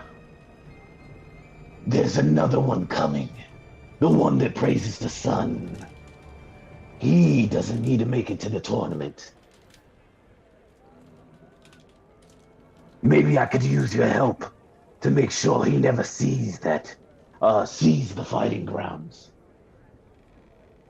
Copy. We should. Well, since this person is in the middle of a war, wars cost money, and we have money, so we can use that to lure them into a false sense of happiness. We know that Strix used to be a part of the dynasty and knows all about worshipping of Heliod. We can use that to our advantage and have him be like some type of priest or something, endorsing us as like a liaison to this person. Have him make some deals, and then have his own people betray him. What do you think, Gar? I think that people will always worship the coin more than gods. You may be onto something, but whatever it is, whatever deals you make, his death is mine. The sooner he dies, the sooner his soul belongs to Brother Greed. Perfectly fine with me. Then we have a deal. Let the changing one know.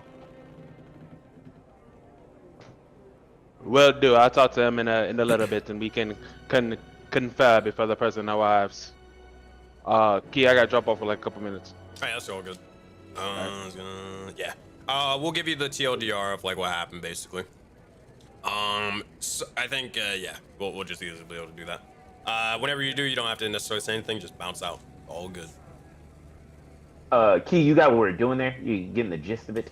I was gonna actually ask. Just explain it out of game so I kind of understand. I'll probably ask again as well.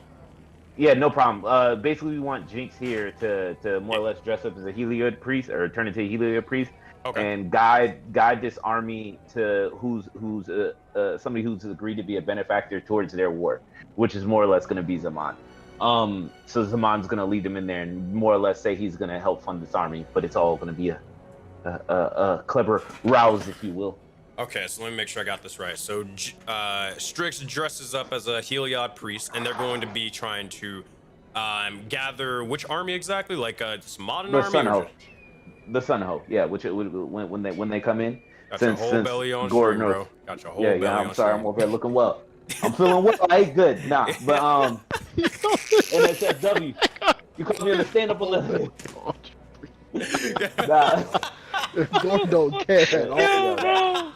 That was for the OnlyFans, bro. Hey man, they gotta pay for that, bro. Come on now. Stupid. The angles. Goofy. You got to get something. But yeah. So basically, he's going after. He's basically gonna lead the Sun Ho to a benefactor. Basically right. the whole army. Yeah. That makes sense. Basically, we try and deceive Yeah. when he gets there and catch him when he gets into the boat.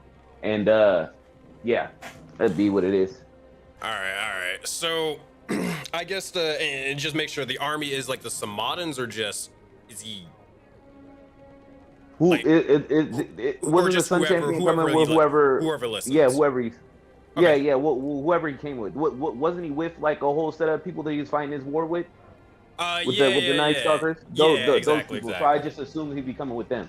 Yeah. So if he's in with them, then that's who. Got you. So here's what Strix is gonna do, because the guy isn't here yet, but he's at least gonna start building up a name for himself as like, hey, this is the priest of Heliod, and maybe they should go talk to him afterwards. So Strix here, this will begin to sort of shift and begin to speak. Oh boy, it's time to bring on my Lemier from fucking the Tomb of Annihilation campaign. Yes, hello. Please gather forth and let me tell you of the light of Heliod. Please, we shall bathe in his glory and accept his blessings and wishes. Come, gather forth. I know that you all see the sun every single day, but have you ever thanked it for our brothers and sisters at the Taiga? They do not see such a delicacy. Please, come forth and let us pray to the great god of Heliod. And he's gonna keep on going on and going on and going on. I can understand why Gore hates Heliod just off of that speech. Oh man, that is what a lot of priests of Heliod are just like. Oh man. So he's doing his thing in the background. Nothing's really gonna nothing of use or of note for you is actually gonna happen from it, but we're definitely like those gears are turning, like those things are in motion. You know what I mean? Good stuff. All right. So I guess since I stopped them over here, we're gonna go to, well, I mean, it's the same sort of thing with Dark Azor and Agni. As you guys are kind of walking by, you do notice, as I would say, for the Forbidden Expanse individuals, they're definitely a little bit nicer for sure. They're more so nobles, rather. Like most of these, oh, not nobles, more so civilians. They kind of don't really care. But it's more of the Forbidden Expanse. People look towards Dark, and they're just kind of like put off a little bit. Not too much, but more so just based off of your attire. It's not really, how you say, delicate. It's rough around the edges, more so tribal, and they're just like, I think I can. And you kind of even overhear at like one point, one person begin to speak and say, ugh, I think I can even smell their pouch from here. Ugh. But other than that, they're just kind of just sort of gossiping amongst themselves, kind of doing their whole thing. They will ultimately let you in, but you're definitely gonna feel those bit of eyes sort of as you walk by or through them. They'll even kind of make way for you, kind of let you walk through them as they kind of all stare at you for a little bit. Perception check to who said that. 20? I mean, honestly, a lot of them. Like, take your pick, bro. Take your pick. Okay. We're gonna say it's like this woman over here. Let me see what she wearing. You got a drip on. Yo, we about to roast off? Bro, she Bro, said you look, like her man. drip, bro. She ain't got the drip going on here. She ain't got no drip. She ain't We worth my about to have a time. Bro. roast off real quick. Yo, I know these people. They got a snake. You got a snake around you, bro. I know snakes stink, bro. I never seen a snake take a shower, bro. I know these ain't talking. Oh man. Dendar doesn't shower. That's true. Apparently. Dendar Is that- stank. And what is that, bro? That's fake Gucci, bro. She ain't got they ain't Gucci slides, bro. They ain't even slides, bro. They slides. The They look missed the letter, over, bro. the look They over, slides. and as you sort of say that, because this is actually a part of the Forbidden Space culture, I look over and say, they're not fake. What? No. And you see as they're getting a little bit flustered, their cheeks going red a little bit. I would never purchase fake sandals and such. I got this from a very notable merchant. Yes. Everybody's looking at him. That's a perception check to see if someone's lying, bro, or Press an X right now. That man lying. You already know. Find I'm out. pressing X like crazy. Find Yeah, out, bro. definitely that one. Look over, and eventually they'll kind of let you through. Now, that's what happens with you guys. Now, over here, that's not the same experience. or Agni and Azora, and also don't go too far, so I can make sure everybody's the same place. Try to stick together. So. And all that stuff you can. I'm just at the right there, bro. All good, all good.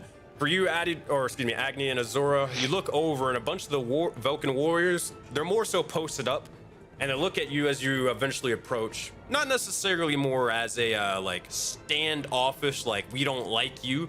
It's more of. Well, I'm looking like I don't like them though.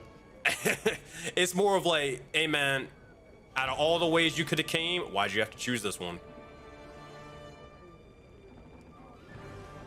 You get the sense that Azora, you'd probably be able to understand with your insight. It's because probably like this is the Astral King's ship and fleet. So because of that, they're more so here as protecting him in some way, shape, or form. So they're not really, it's not like they're like opposed to just allowing people through, but they really, really don't want to. And they would not be happy about it. But go ahead. Oh, I just want to give off that negative energy. Negative. I'm here. All right. Like, he's not gonna say anything, but that's the kind of vibe he's giving off. I'm better than you. Make an intimidation check for me, Agni. Let's go. Oh, use my inspiration. Yo, all right, fair enough. Looking goofy. Oh man, 19. All right, there we go. If you would have been 10 though, to really looked at you like you Bowser, bro. I would have logged off Discord. Go trip and fall. They look over at you, Agni, for a second. Azora, before I go into the results of that, what are you sort of doing alongside him? I mean, she's gonna wait for the war chief, but as I mean, she doesn't have any animosity towards them. She don't know them, so she's kind of just normal. Just look like someone's trying to walk to the check-in. They look over and essentially she's better than them. So in a different way. Better than them in a different way. Like, is that actually what you're doing? Nah, yeah. She's just trying to walk to the check-in. That's it. All right, if that's the case. So Agni, as you sort of do that, you see as two of the other, or kind of three of the individuals being to sort of look each of you up and down for a moment. They see as you give off that little bit of imposing vibe. They sort of chuckle for a moment. All right. It's kind of like a nod of respect, like, hey man, I ain't gonna fuck with you if you don't fuck with me. Simple as that. And they're gonna like let you go by. Yeah, I had no intention to say anything. It's just, I'm not here for patty cakes and bubbles. Yeah, easy enough. They'll let you walk through. They'll kind of look at Azora. At first, they won't try to let her through, but they realize she's with you, and they'll let them go through. All right. As this is sort of happening, though, make a perception check, both of you, as you're kind of walking through, if that's what you guys are doing. 19, 13. You do see as the advisor over here that you mentioned before, he seems to be sort of speaking and saying, all right. Prepare yourselves and such.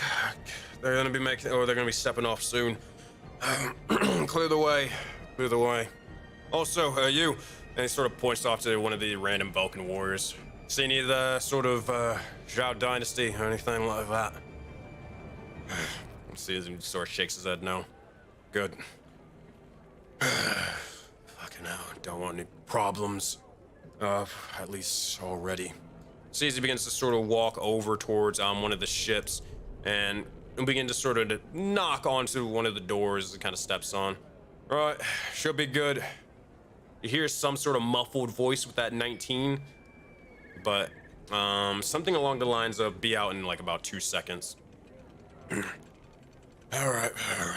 Let's see, this individual's gonna sort of more so look or still keep an eye out, but still just take a swig from his flask and then just pocket it. He definitely seems to be an individual of someone to talk to, or if you wanted to earn an audience with someone important to talk to amongst the Vulcan, he's the guy to talk to. Just to be clear, I heard the mention of like the dynasty with him, correct? Yes. Like the sound. Okay, sound like he had some disdain with him. You would know why though. Make a history check for me, Agni. Yes. Ooh, that amnesia hit different. I'll burn 1 sorcery point for this to re-roll that. Okay.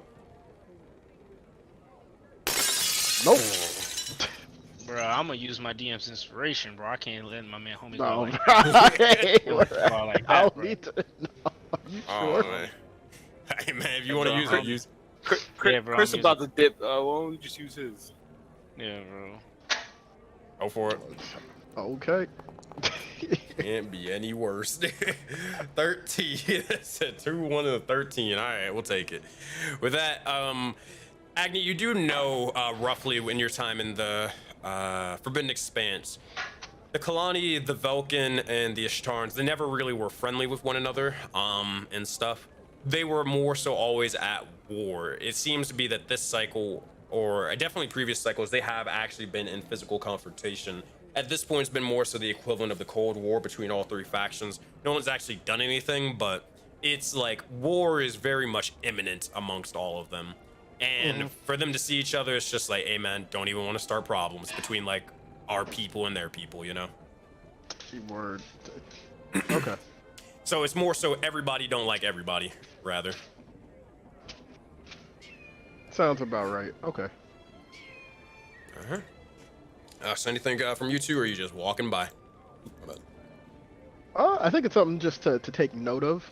I don't think we want to stop and talk right now. If them you seem to be somewhat busy waiting for someone, but it's definitely something to take note of and come back to.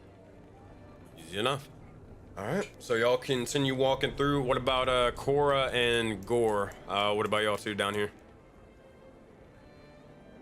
I just started making my way up past Hannibal. Just I got you. getting back with the chief. But that's it. Got you. What about you, Cora? So my screen is black, so I'm just watching off of Twitch.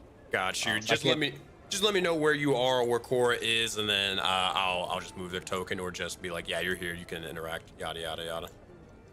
Yeah, you could just move me with where everybody else is. I'm gonna just move you along with Hannibal and Gashir over here. Keep you all together. I mean, you could move me away from Gashir, but All right, fair. I mean, hey man. All right. So at this point, y'all are sort of walking through, same sort of thing and vibe from each of you. Not gonna make each of you roll or anything like that, but you're able to sort of get past. And as you get towards the end, you can kind of see more and more of the warriors as they all gather forth off to the side. Eventually, though, you do notice as more of the individuals are beginning to focus towards the sort of check-ins. No one of note or no one of super important interest that you've seen so far. No big name individuals besides apparently the Astral King's advisor and all that. So you guys can just continue south, and I'll let you know if you see anything and all that. Zoro just. So I'm gonna just roll a couple things in the meantime. I think just kind of taking in just this many amount of people. Great. Yeah, it's kind of beastly. All right. We're gonna we're going do this this. way. I'm just assuming the Pyros is with her at all times. We don't. Yeah, I'm gonna assume. And I'm also assuming Rouse is behind her as well. Yeah. Also, hey, Addy Dark. Make a perception check for me.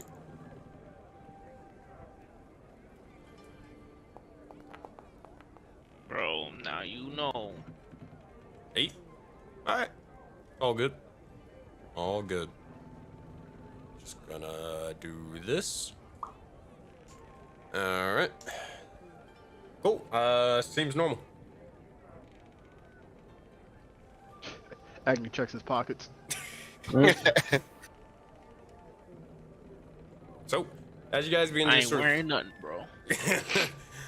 Well, this ain't what you wearing. But as you guys are continuing on, you eventually begin to head over towards this little stairway off to the side. It is the entrance of a massive sort of building. It seems to have actually fine sort of exterior. Now, most of the sort of aesthetic of this area is really similar or akin to Jaded Dragon Valley, but there are hints of sort of the Forbidden Expanse influence as well as Taiga's influence.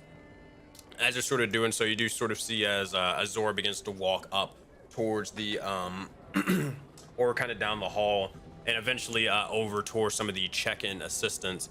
Gore, you right beside her? Yeah, that's fine. Got you. If anybody else is besides Azora and Gore trying to check in, then make sure to move your tokens over there. I assume. I just have one quick question. Like this fountain, is there any like markings or anything just unique about it? Nothing really super important or that's really relevant. Okay. Yeah, it is a nice fountain though. All good. Thought there might be some god signs or something. If anything, it would be maybe like more so coins, like holy coins, such as worshiping to Erebos or mainly Iroas for like good luck. That's about it. Nothing crazy. Good thing Zaman ain't here. He'd snatch some coins up in front of everyone. Oh man. All right. So at this point, as you sort of do so, you know it's this a huge mad rush, but Azora, you look over and there seems to be 3 individuals specifically for whichever region someone may come from. You head over towards the the Ashtaran check-in assistant, and as you do, you see as they begin to speak, definitely a more so man, but with more so feminine features. They look over and say, "Ah, yes, another warrior." If you answer these questions, we can make this quick. There's a lot of individuals who are looking to check in. So, are you ready to begin? She nodded. She said, she said, yes, let's begin. All right, I gotta make sure I write stuff down. Okay, name. Azor Lunista. Azor Lunista, got you. Age. 20, a year went by, so like 23. Got you, 23. Very well. Nationality, AK, are you from the Expanse, Taiga, blah, blah, blah? From the Jaded Dragon Valley. Of course, alright. And they look over towards your eye. Oculi, or no? Yes. Very well. Weapon of choice. My blade. Look over. Look towards the Masamune. Very well. Skill level. Better than you. No. I was okay. Okay, Queen. Yeah, Queen. Atigan, what do you mean by that question? They leave it as is. You can ask, but they just look at you with a straight face, just asking skill level, and they're just waiting for a response. Okay. All right. So it should ask skill level. She'll say, "These tournaments is mine to win." Cocky, got it. I can't imagine anyone that would say something different.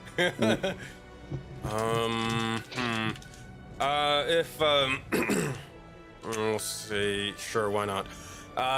Which bracket are you entering? There are 4, and they'll look over towards Pywo. Also, there's maybe one for you. Now, yes. This is out of game. There are 3 choices that you guys can enter. There's a singles competition, which is one-on-one, straightforward. Hands and more hands.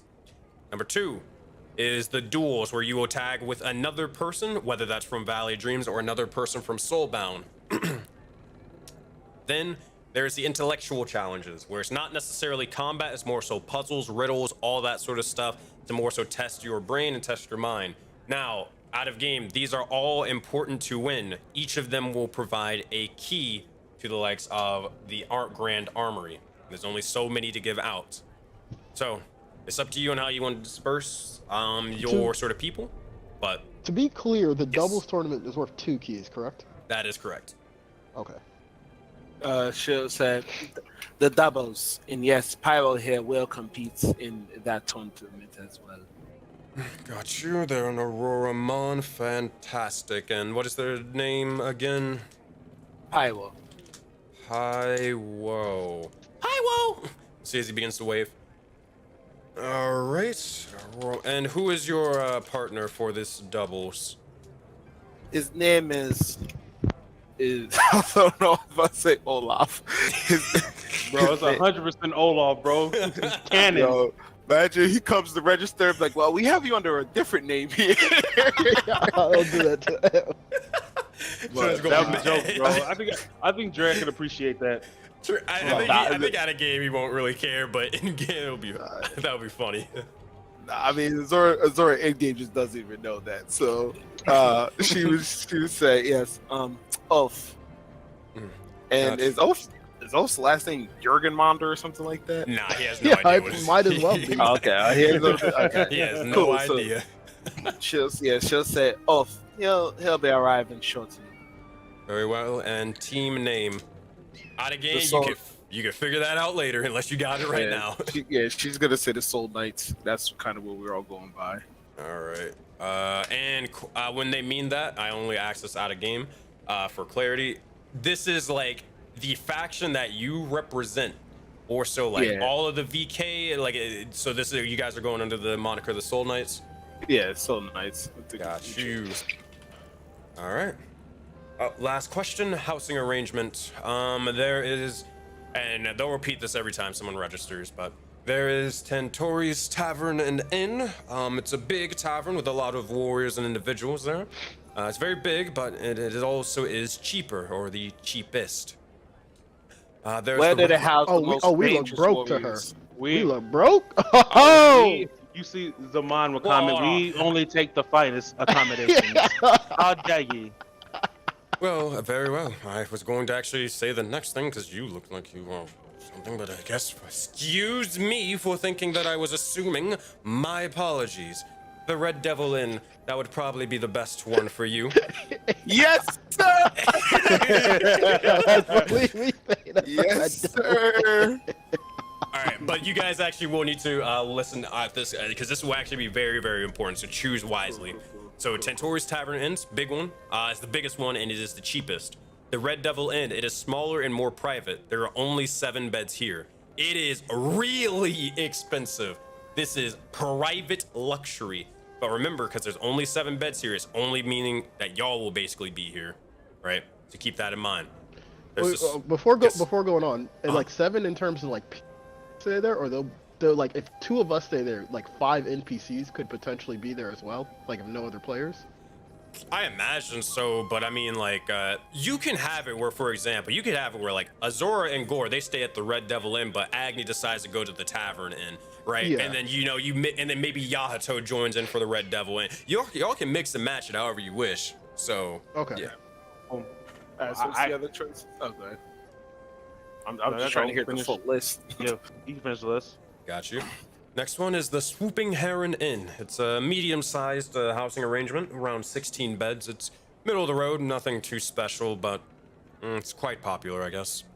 And then there is, well, the Slithering Serpent Inn. It's very... it's, let's just say...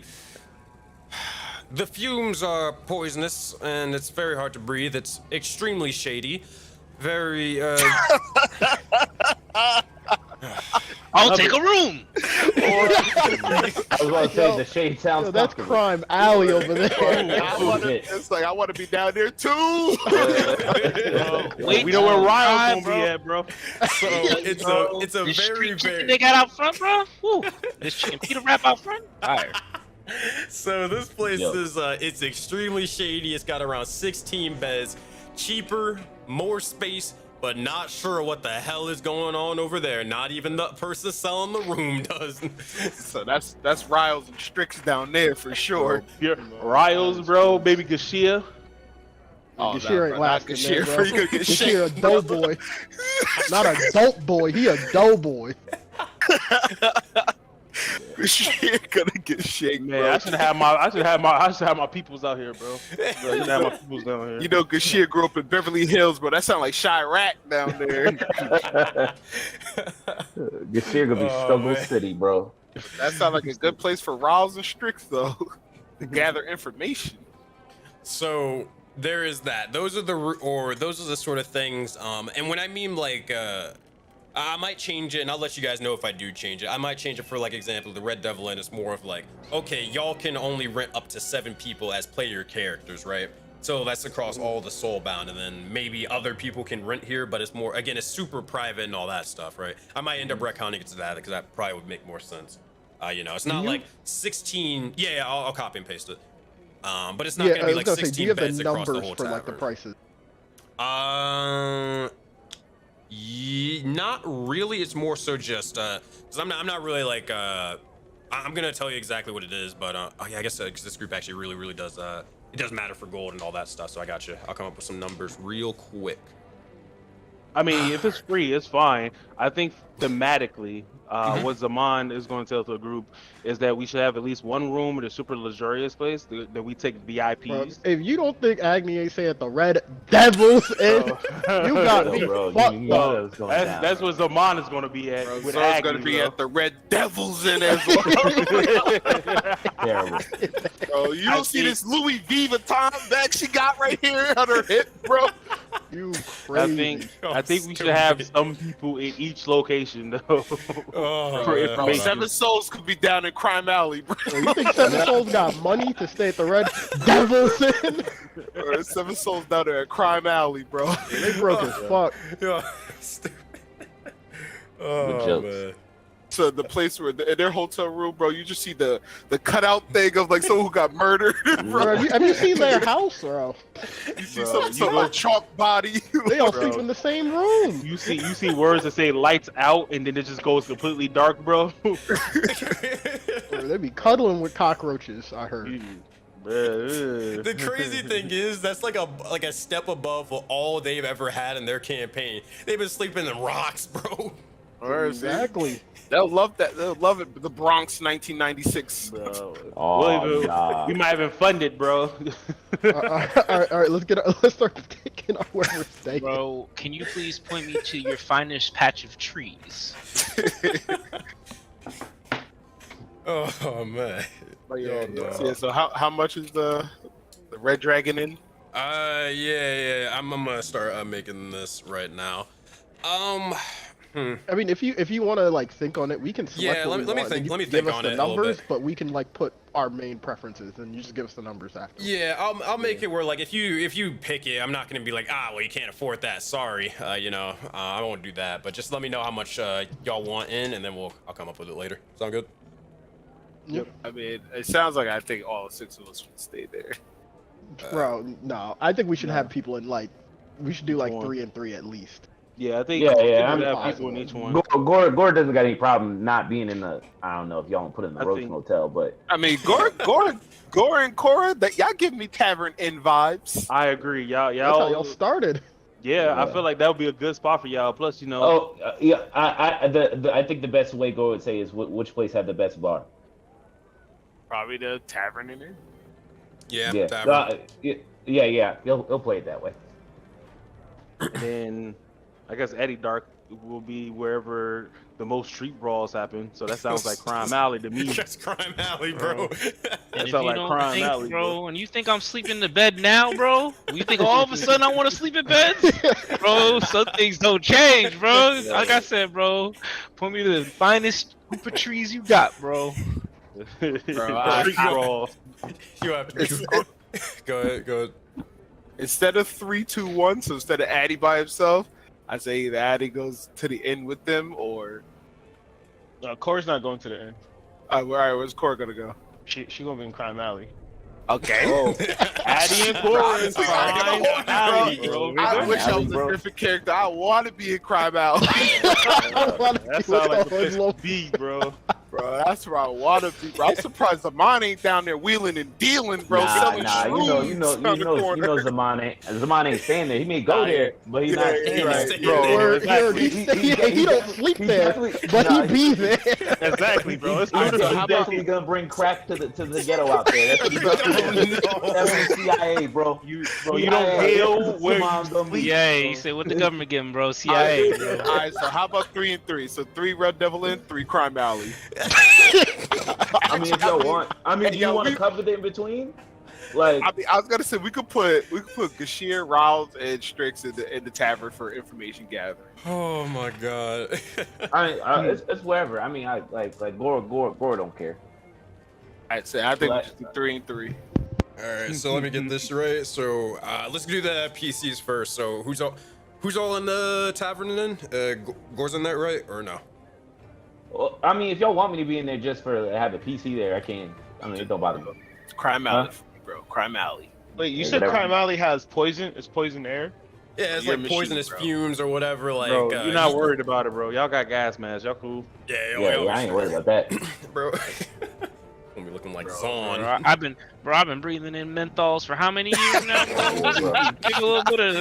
Like the mushroom can Terrible. make poisonous. Alright, They hold got on. that gas. Okay, well let me get Got this. some Well, gas, here, we'll I start heard. off with this. All right, so who's at the Red Devil in then? Azora, Agni, Zaman. Zora, Agni, Zaman. All right, who's at oh, the slippery. The other 3, All right. Addy, Gore, Korra. I actually misspelled in the notes, but it's all good. All right, Bro, we about to be in the and then street. who's which? Okay, so Rouse is going into the tavern. Strix and Gashir also going to the tavern. Where y'all putting No, the Sheer Hannibal? going to Crime Alley, bro. The Sheer Crime Alley with us, bro. Don't y'all do that to him. Gashir will look at you Gashir like, would hey die, man, wait, bro. Take hold on. take the Sheer as the Crime Alley. You know, I I don't think they should really, you know, I don't think they're worthy of the noxious blade. I don't think, you know, I think they're gonna try to steal the noxious blade, and we don't want that, you know. So I think it's smart to put Strix with Hannibal, and maybe you already have Riles and Gashir together. I think that's enough information gathered at the tavern. So put Strix and Hannibal in the other. The swooping heroine in. Yeah. The heroine in. The heroine, bro. It's about to be, bro. I think these drugs gonna be at. I mean, don't forget we have Philo, Mao as well. I say instead we put Gashir and Hannibal together, bro. Just for a little extra protection for Gashir. And I guess swooping in. Hannibal would probably say he would not want to be in one of the like big inns, not just because he doesn't want to deal with the populace, but more so because he is somewhat well known for a lot of the other individuals. He doesn't want to So put that's himself in a position like that, right? All right, so the middle one, yeah, the medium. So swooping in, him and Gashir Oh, and yeah. swooping in. You roboting, by the way. Definitely farmer. Wow. Can you hear me now? A little bit. Say something one more time. You. All right, I think you're good now. Yeah, I was gonna say it's Gashir and Hannibal is swooping in since that's the medium one. Got you, Gashir and Hannibal. All right. Where's Philo and Mao going? Everybody else tavern. I mean, Malcolm's peddle his wares at the tavern. Yeah, wherever Mal can sell the most wares, I'm thinking it's the Yeah, tavern because that's the yeah. biggest populace. Yeah, Strix. Philo don't need to rest up, man. Let Philo And then sleep good, man. I was gonna say Philo can be in the Red Devils with us if he wants to live in the lap of luxury. You don't Yeah, even he's need an a old man. Let him chill out, bro. He'll quote unquote get it, but he don't need on bed. he just got his stalks, bro. Just the stalks. I mean, he can also, if he want to be in the streets with the, with Okay, the well, anger, old man bro. about to Don't you retire, put bro. grapes Don't in put there, him Don't come put that on. man in the streets like that. Don't do that. Don't do to that to him, bro. him. Don't do that to that Yeah, man. we treat our NPCs Yeah. way better than that. Don't put him in the streets, bro. Don't do that. Yeah, I say everybody else in the tavern, and then because Rouse and Strix get information gathered in the tavern as well. Malcolm sells gear there. Malcolm and Philo could room together in there. All right, Right. I say everyone else in the tavern. Sounds good. Sounds good. All right. I got you, Sean.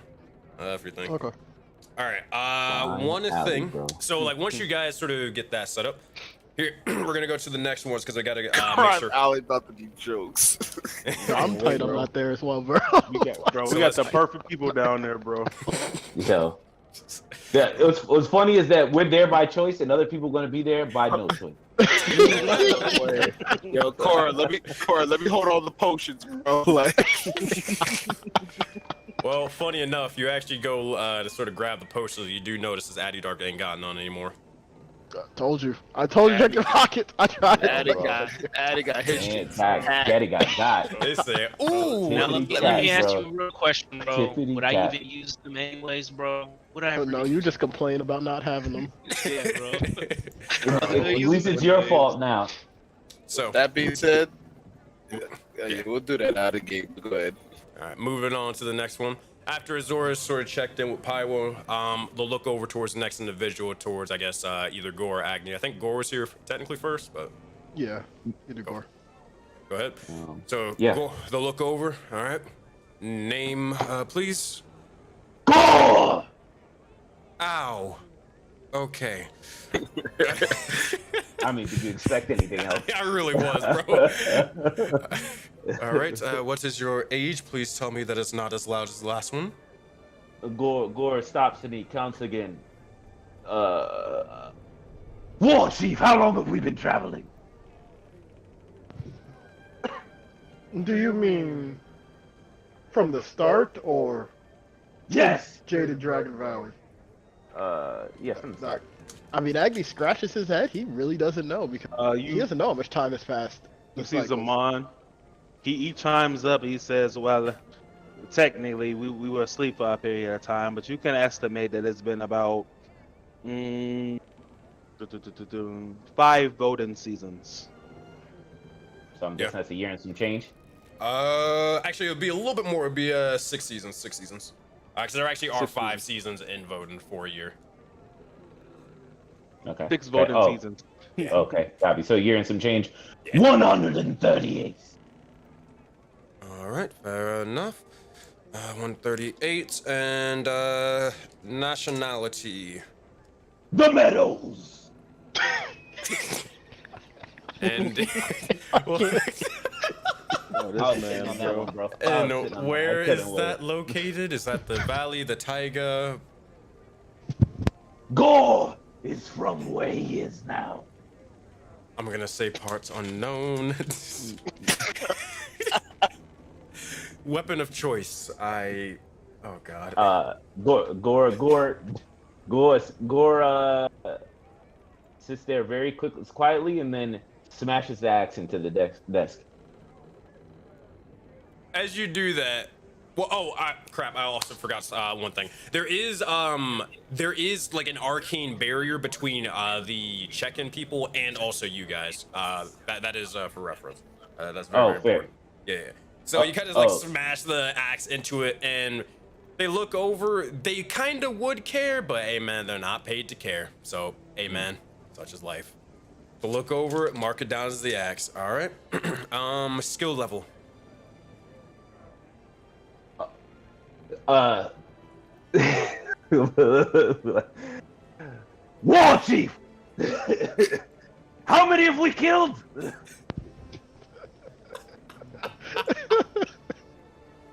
A couple of people just looking at you like, what the fuck, bro?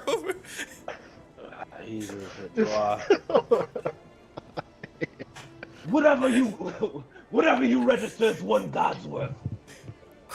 Put him down as in the highest category you can. 1 god. He has killed a god. All right, I'm gonna put him as delusional. For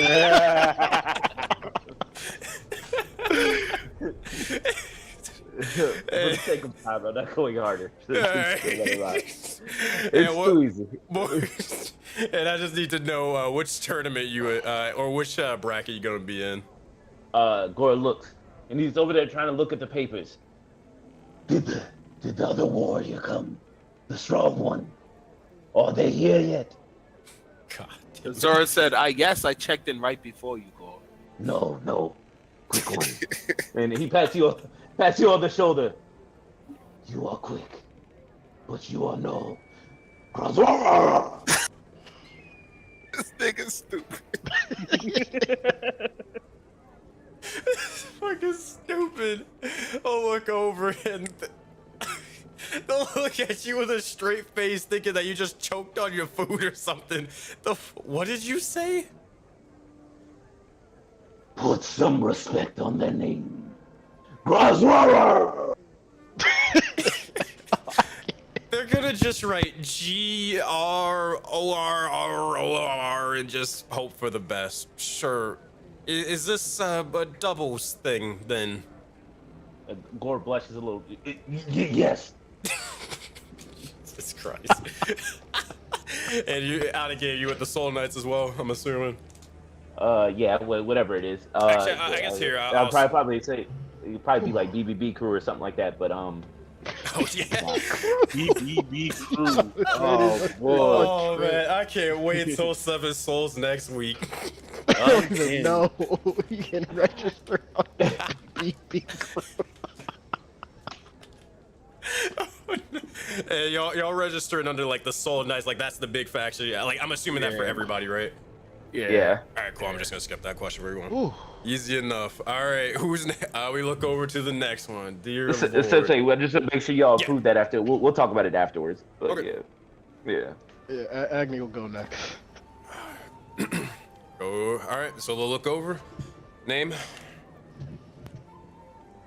You will write War Chief Agni. War Chief Acne. All right. Age. 41. 41. Where do you hail from? Nationality. Hell. They'll look over. They look at you. Copy. And they're gonna say hell. All right. And then weapon of choice. You see the scythe on the back of him, it's like ignites in flames. Just doesn't say anything.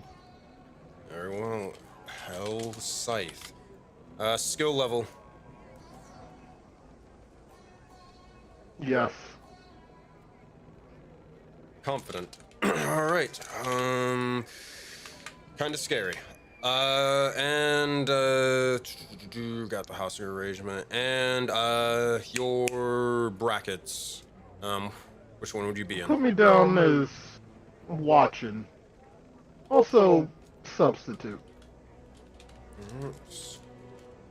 There are no substitutes, but we can sort of have you as a spectator if that's okay. Then I will just be enjoying the festivities. Very well, very well. Many places to sort of, and they kind of give you the sort of rundown more so as a spectator and say, there's a couple of places that you might actually be interested in looking into, as a couple things of note. Let me pull up the list of things to explore on the map. There is the Cloudtop Garden. That's where a bunch of individuals seek to just simply communicate in the public and just begin to sort of talk and such. There's also a couple of tropical coves and caves on the beaches and more. Pretty beautiful. A couple of landmarks. There are a temple to the gods, but I would imagine probably not necessarily your forte. But What gave it away? but there also is a memorial and such of the previous warriors, if you will. Anything of as we kind of commemorate them as well. Beautiful place. I recommend that you at least check it out if you ever have the time. Might find a couple of interesting secrets. There's the windmill, and also there is the city spa as well. And lastly, I believe that we do have a circus troupe that is going to be performing at some point. Oh, that's why she was here. Oh. I'm not the boss of the circus. I'm not the fucking... I'm not the clown. Damn it. But I do kind of want to go see the circus. Anyways. But yes, those are a couple of things you might want to look over. Oh, and also don't be afraid to check out the shops in the trading district. It's quite beautiful. I think that's probably my favorite place as well. Is there a fee to set up your own shop? There is. I do know there's only one other individual that I know that probably has a little bit of immunity with that. They do have a sort of blacksmithing store. They're quite well known and such. But if you ever want to refine any sort of tools, then sure, you might want to go head over to them. I was hearing on the way here they closed down for good. Interesting. Oh, wait, really? Huh. Yeah, something about shady practices. Just what I heard walking through. Very well. Okay. All right. I'll sort of mark that out as a possibility. I don't know. Go check it with it. Yeah, good. Yeah, spread the word out there. All right. So that's basically the general TLDR. A couple things. Oh, and also last thing. What is it called? Oh, there's also the bazaar and the city gates as well. The city gates specifically lead to the tournament grounds, the actual fighting arena. However, no one is allowed inside there at the moment. But people are sort of gathering outside of it, though. A couple of interesting individuals. I think that's actually, no, they wouldn't know that. Never mind. Okay. Did they give us like rule run? Oh, go ahead. Continue. Nope. No one's Yeah, I asked mean, the rules. eventually I was going to ask like the rule stuff, but out of character, do we need to do anything for Agni to like open up a shop? Like, do we have to like subtract some gold or something, or? Nah, it'll be pretty much hand waved. It's nothing like super serious. Like again, I'm like, you guys are at the point where it's more so like, hey, this is the adventure portion of the campaign. I'm not really worried about too much on resources right now. You know. Okay. Yeah, Agni will just kind of just say that that he's registered his own blacksmith services. That's really about it. All right. So with that, easy enough. We head over towards the next individual who's checking into the tournament and all that. Now, you don't necessarily need to check in if you're going to be a spectator unless you really want to. But yeah, I guess Zaman can go. go for it.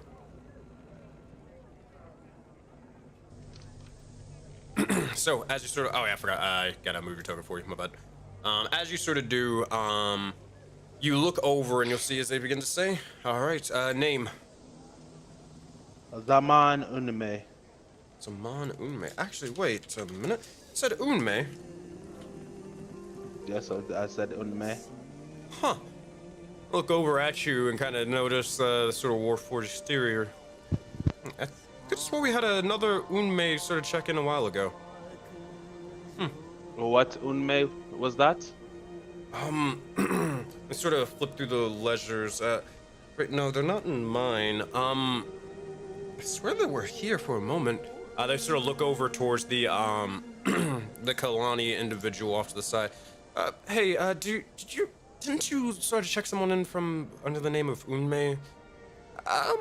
No, well, actually, I think I did. It was a stranger individual of the sorts. They had, very much a curious, inquisitive vibe, but, I'm looking through, and they kind of look into their sort of notes, and, no, I swear I saw them. They look over, I can't find their names in the ledgers for some reason.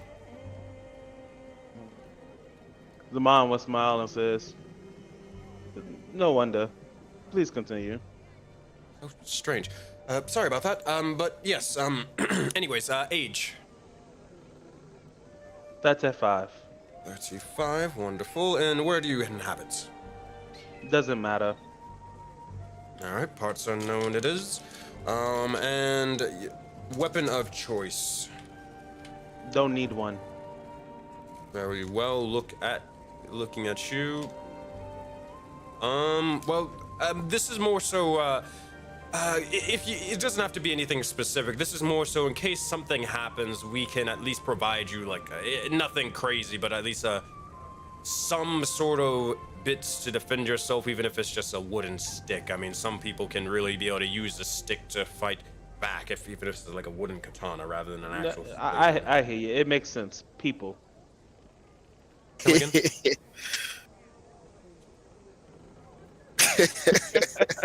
Yeah, everyone's such a cocky dick. They look at you. Sure. People. What bracket are you going to be in again? Intelligence. Intelligence. Got you. And oh, I'm sorry. Skill level as well. Higher than you can comprehend. All right, got another cocky bastard. Wonderful. Yeah, I'm sure they deal with this all day. They really do. I'm sure everyone is the exact same. Oh man. All right. We have you checked in. Thank you. Excellent. He'll pour over to Kalani when he's like, can I briefly just look at your ledger? I'm sorry, but I cannot allow that. You start seeing Zaman just put gold coins on the table. I mean, Yo, no, this whole interaction is hilarious. good thing you chose the Kalani. Honestly, I probably wouldn't have had you roll if you chose anybody else, but because it's the Kalani woman, you know what? I'll give you a chance. It ain't an easy one, but I'll give you a shot. Go for it. Make a persuasion check. Copy. This is your whole thing, so I'd probably say only Zaman could probably pull this shit off. I love the notch a lot. Let me see your ledger. Oh, Well, come on! I have advantage. Hold on. Wait. Oh yeah, because your feature, right? Yeah. That's bad. I'm going to use my inspiration. All right. Keep it going. What is the it's Alta do? Yeah. Ugh, this is 30. bad. Yeah, it just wasn't meant to be. She'll look over at Here's what it you. is. It says, nah, it's for that. I wouldn't be able to. Anyways, next, please. Zora say, double it. Oh man, you get the I mean, yeah. You get the sense that she's definitely an individual that she has been bribed many times, and she ain't one to turn it down. But for that much, nah, bro. You can try again later or whatever to see if you can come back and try to, because they're gonna be doing this for a while, right? That's fine. You'll see Zaman pick up most of his coins, and he'll leave one. He's like, just for consideration, and he'll have a hold on to it. Out of game, it's a special coin. Out of game. Hey man, they don't know. They pocket that shit gladly. Perfect. Oh man. Perfect. I see the schemes are already going. Yeah, on. the manipulation's already in place. It's registered. All right. Telling lies. Oh man. Next up, we need Cora or Addy Dark, one or the other. I like this man too close, bro. Like, who's this nigga, bro? I got you, Cora. Hold on, let me go switch back to the map. But your character's here in the meantime, while I'm getting them set up. So, they'll look over at you, Cora. Same thing, same song and dance. Look over and say, name? Cora. Perfect. And, whoops, I'm on this. Age? 21. Alright. Alright, and nationality? Like she would remember. She's a college star. But or do I go with? Just more so where you're from. That's it. The Valley. Alright, Jaded Dragon Valley, okay. And skill level? I'm her.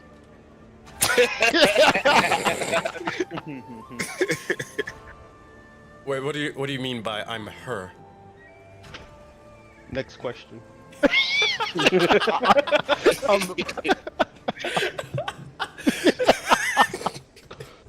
Oh, stupid, bro. I'm her. Weapon of choice.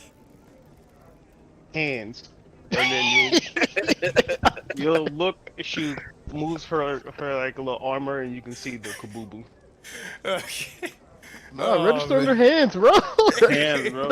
Hands are rated E, bro. You gonna register them hands at a risky thing? Better show that kabooboo. Alright. Both is being shown. Alright, you got it. Oh, they'll register as that. And then which tournaments are you joining into? Doubles. Doubles. Who's your partner? Zale. Zale. Do they have a? Actually, no, they wouldn't ask that. Just take it as Zale. All right, you are set. And who's next? Look over. Addy Dark, you're the last one before Hannibal. What is going on? Good evening, sir. All right, and kind of walk over. Who am I talking to? This one individual right here. Look Gotcha, over. gotcha. All right. What is your name? Addy Dark. I mean, but more importantly, what's your name, man? Why do you need to know my name?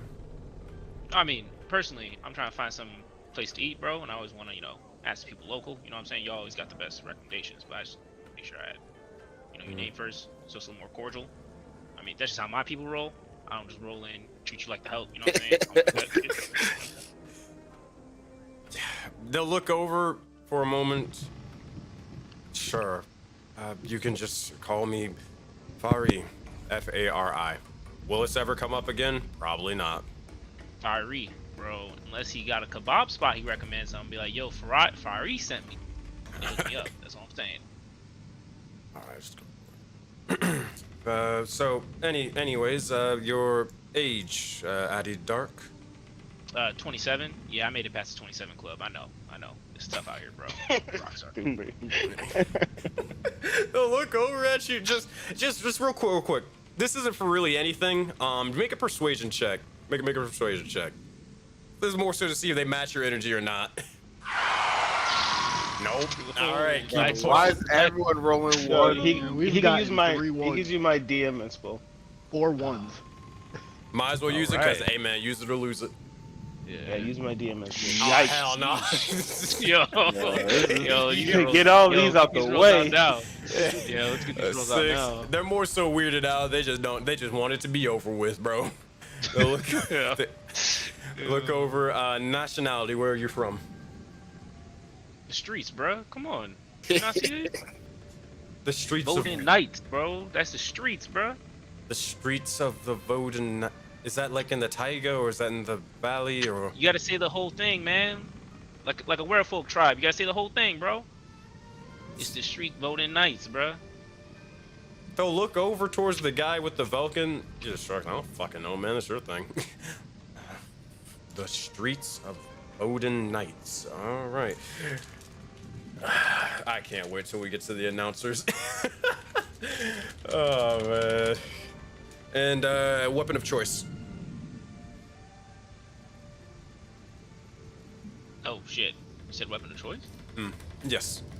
I mean, you got a punching bag around? I can show you. I mean, foot. What you want? Foot? Face? Bro, y'all ain't got no gym in here? Come on, you look fit, bro. You gotta tell me you got a gym in here, bro. They look over. You know what?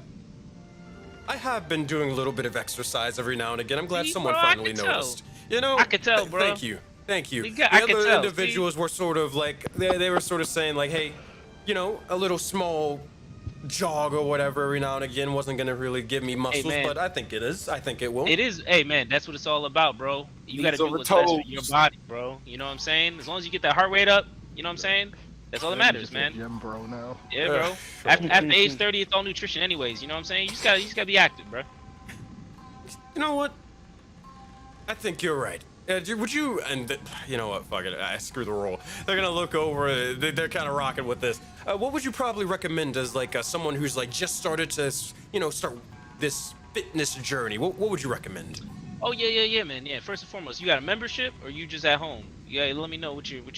Here, I bro. wouldn't know where to get a membership and what to. Bro, I got you, bro. You know what you got? You got some of the best fitness equipment, bro.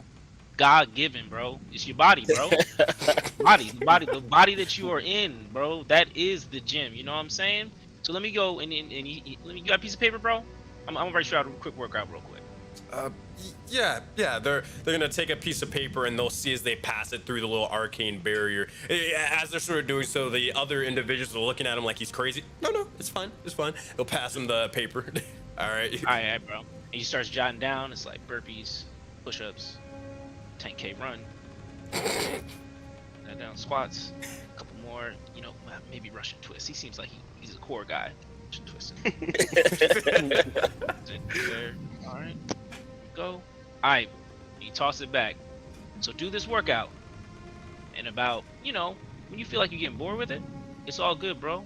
What you gotta do is go to your local store, find yourself like a gallon, wait. you know, milk jug, fill it up with water, you know what I'm saying? And then you start curling that at the end. You try to do as many curls as you can, you know what I'm saying? You what I'm saying? And Shit, is this right here where it says to carry a pig up a mountain? Why is that necessary? Oh, did that say pig? I'm sorry, I supposed to say 2 goats, bro. 2 goats, one on each shoulder. My bad, you're right. You know what I'm saying? Like, 1 pig seems a little too much, you know what I'm saying? You gotta get the grip strength, so you got 2 goats on each shoulder, you know what I'm saying? And these are baby goats starting out, right? Oh, no. Y'all, you don't got those whale goats, bro? You gotta grab them. You don't got them here? Whale goats? What is Well, going on? goat, bro. I love the lore creation right now, bro. What? The Whale look over. I've never heard of that, but I would definitely be on the lookout. Okay. They're scary creatures, bro. Hooves and fins. That's a dangerous combination.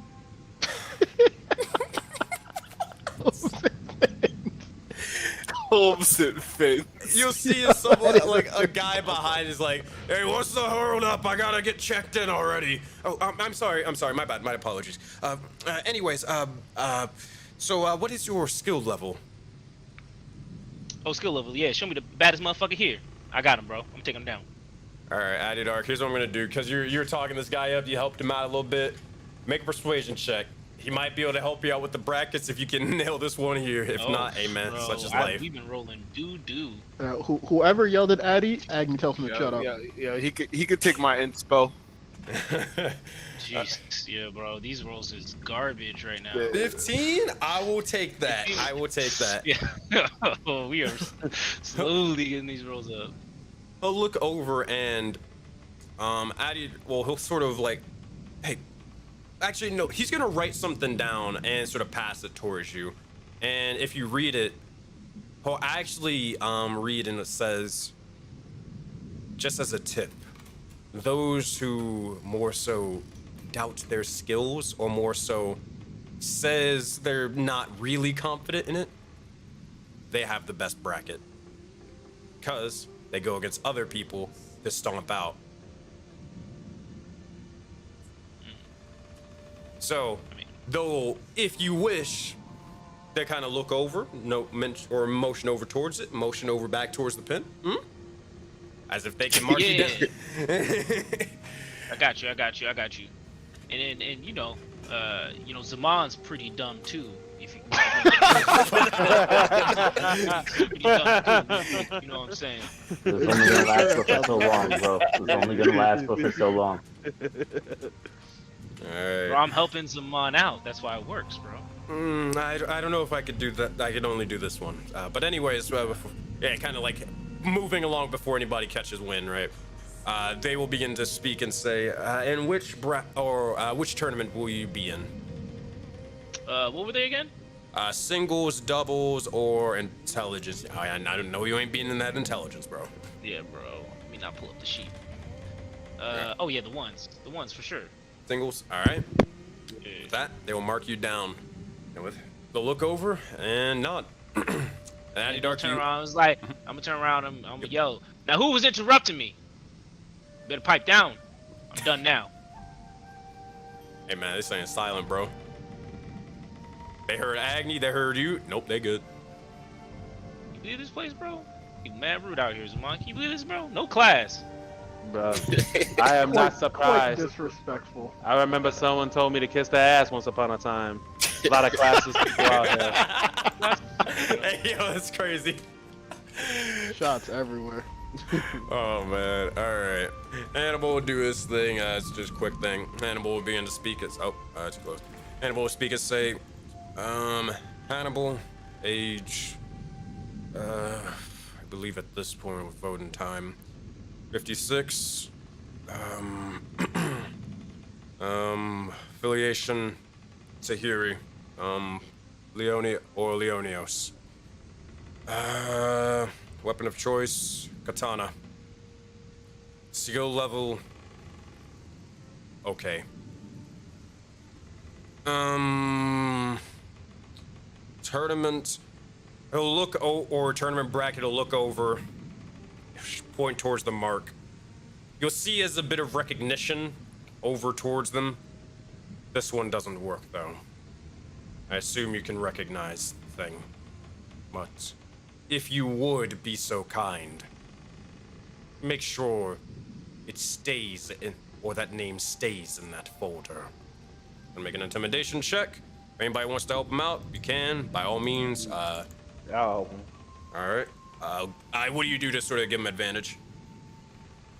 You'll see, Zaman has like a floating coin next to the person's neck. All right. It's gonna roll once, 21, 14. Take that 21. Good stuff. I look over and you'll definitely see as he gets the point. Definitely gets the point. All right. We'll look over towards you, Zaman, definitely nod, and begin to sort of go about it. With that said, Hannibal will look over and say, all right.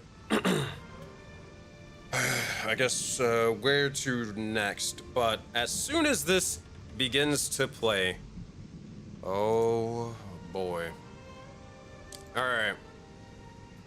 You all begin to start hearing as, well, more so lack of, or stop hearing, rather, all the bits of talking and more as everyone begins to grow silent in this area for a moment. You hear nothing but faint whispers for a moment, and I'll try my best with this because I can't really see the map on my end. Bear with me. You see as a couple of individuals are beginning to start pointing and whispering. Wait, are they're here? Are you sure? Okay, okay. Wait, which one is here? Is it all of them? Anyone who wants to listen in, you can make a perception check. This is with hearing.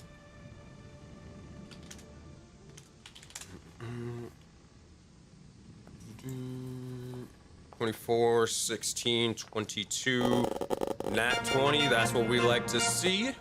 Good stuff, good stuff. All right, Addy Dark, you'll get in a little bit extra. 6. All right. Between all of you can kind of convey the bit of information, and also you can a new soundtrack. You can just throw this on repeat if you wish. There you go. You'll hear with some of this is like, I think Ketsu is here. What do you mean from Ketsu? The council. The council is here. Do I look presentable? I think so. Here, dust this off a little bit. Dust this off. I think you'll be okay. I even hear that they can smell poor. It's ridiculous. Sound like my type of people. Smell poor. Who is she going to be here? Yes, I think Lady Asuka is going to be here. Even Councilman Ariman as well. They're here. And as this is happening, Addy Dark, with your nat 20, you begin to hear a bit of rumors about Councilman Ariman, and he says, weren't they one of those soul-bound individuals? The marked ones before? I think so. Did they compete last year? I don't know. Strange, but they're here now. Oh, there they are. And you'll see marching in unison a bunch of soldiers and warriors of the sorts, almost guarding their presence from every which way and direction. You see as they have mages, they have warriors, they have assassins, all at the ready and ready to slit anyone's throat who tries something, even if they look in the wrong direction. One by one, you notice as individuals that seem very familiar in their garb and armor. They seem to be wearing more so desert sort of cloths and helmets that more so different from the actual art that you see, but more so helmets that hide their faces rather than anything. Massive scimitars at their back or at their side, and you notice as they have these small gourds of sand as well tagged along with them. You see as there are Sarasti's warriors here. Now, Agni and Gore, you remember the last time you had a run-in with those individuals. When that happened, y'all got captured and y'all nearly got killed. And you see as there is a platoon of them. More than what I have as for tokens, but yeah. But one individual in particular begins to draw one of your eyes. An oculi eye, specifically. You see leading the charge, they seem to sort of have an imposing figure imposing expression as well. Massive individual with the red scales. As you see that from Dragonborn all the way Oh, from Sands of Sin. Bro, smoke, where you at? You see him right over here. You see as he walks in and he sort of looks around the area. Definitely kind of the vibe what Agni was doing over here, just I'm better than you. We are better than you. As he looks around for a moment, kind of whistles, it's clear. And walking in one by Oh, it one. ain't clear.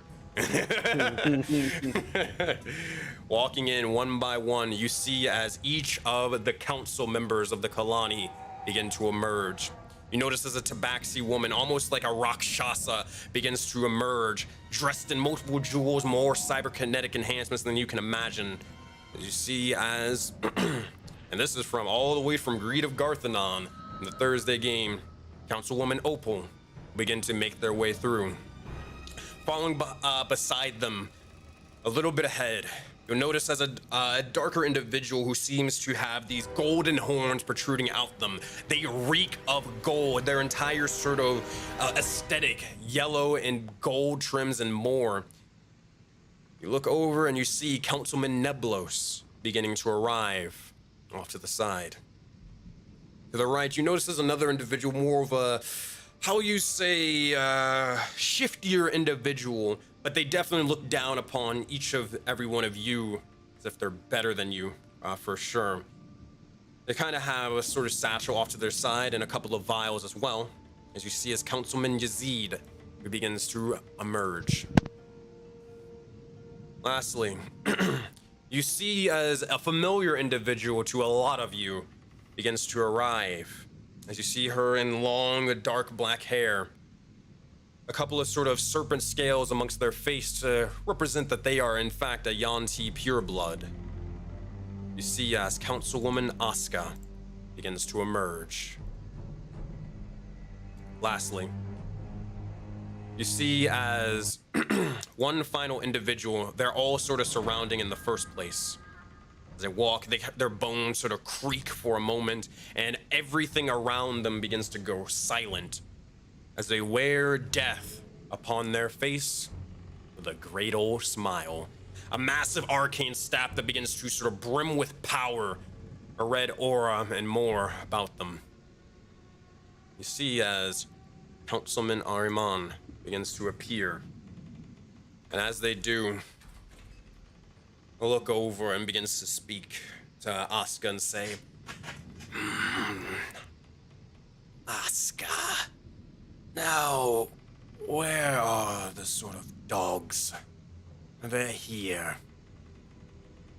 They will be eventually, but I decided to let them take 5 for a bit. They'll be joining us later. Fine. Make sure that they're not lingering too far behind. Aaron, that's one. I don't really trust him yet, but Nell is okay. They seem like they'll do what they need to. At this point, as they walk through, you'll notice as Asuka will look over at you guys, the VK, and notice you pretty fast. Question is, do you guys say anything first or no? They meet your gaze, but not necessarily a hostile one. It's definitely more of a friendlier, welcoming vibe, rather. So it's not out of question if you guys were to say something.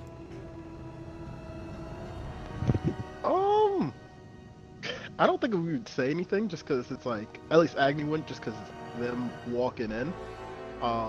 This area is kind of like, just like the check-in area. If we were like somewhere else, probably, but not when they're just getting in with their entire crew and everything. At least I wouldn't. Azora would, I mean, being that she just hit up Asuka, I mean, I don't know, a week ago, Yeah. golden time or whatever, she was just nod. Kind of like acknowledgement, like, you know. Yeah, it's more of an acknowledgement. Yeah, Not actually saying anything. Gotcha. She said we'll And talk then- at the tournament, so she'll just nod. And Is it- Zamana whispered to Agni and Zara, says, we should host them in the Red Devil's Inn. I think that's the best place to have a meeting. Shoot, so they probably have their own room looking at their gobs. Facts. At least we'll have Yeah. easy access. Now is not the time for business when Jeff's getting off of any type of flight. Let them settle in, but we'll definitely have that meeting with them. Agreed. See, as they'll begin to continue on, and as they do, it is almost as if all eyes are on them as they begin to walk through. The half dragon will begin to sort of walk over, and as they're kind of sort of doing or letting the council do their thing, I'm not going to move each and every one of their tokens unless you need me to do it for any specific reason. But while they're sort of getting themselves checked in, you do notice as most of them are actually spectators. They don't actually register to, or most of them don't really register to fight, rather. But the veteran will look over for a moment, and as he does, sort of look over towards you, Azora, and you see he just begins to start chuckling to himself. Well, it seems to be. He does have a fickle way of fucking with you. Aren't you supposed to be dead?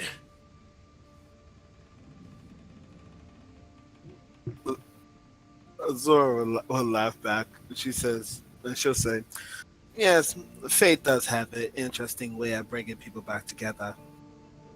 I guess there's second chances for everything." Well, looks like we wouldn't want to pass up on this one. Last time we met, you mentioned a duel. You aren't running away from said duel, are you? Zora said, "I've never ran away from a duel in my life. I don't think I'd start today. I'd honor your duel, of course. I'm sure at least give me some exercise before the tournament begins." Very well. You see as the half-dragon will walk up, check in, so almost walk past you for a moment, not even paying you any attention, looks over towards the Kalani individual. I can't see the map, so if they're going too far. But look over, put his hand onto the table. Which one's she in? She checked in with me. She's in, they'll look over, see if you, like, Doubles. Yeah, she'll just say, doubles. Mark me down with them. Now.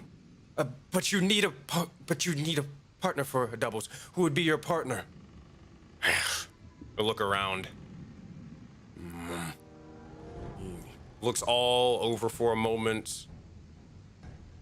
Doesn't fucking matter. Look over. You grabs this guy. Grabs him. This one. What is your name? I'm just Jake.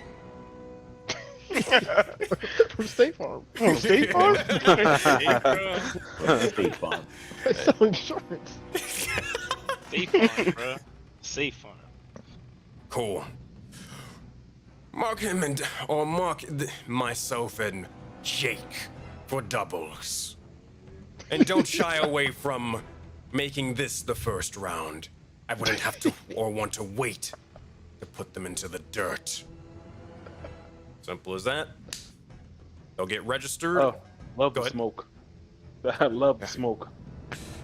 They'll get registered, and with that, they'll sort of look over and look over towards you one last time.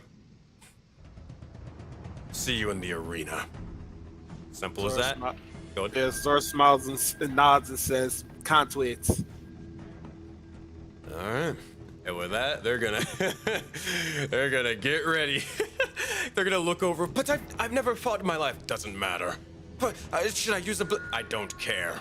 And they're just going. They're just going. All right. Is there anything? Wow. Oh, good. While they're walking away, Agni wants a subtle spellcast message and just tell him in his head, "You're gonna die working with that guy." But that's it.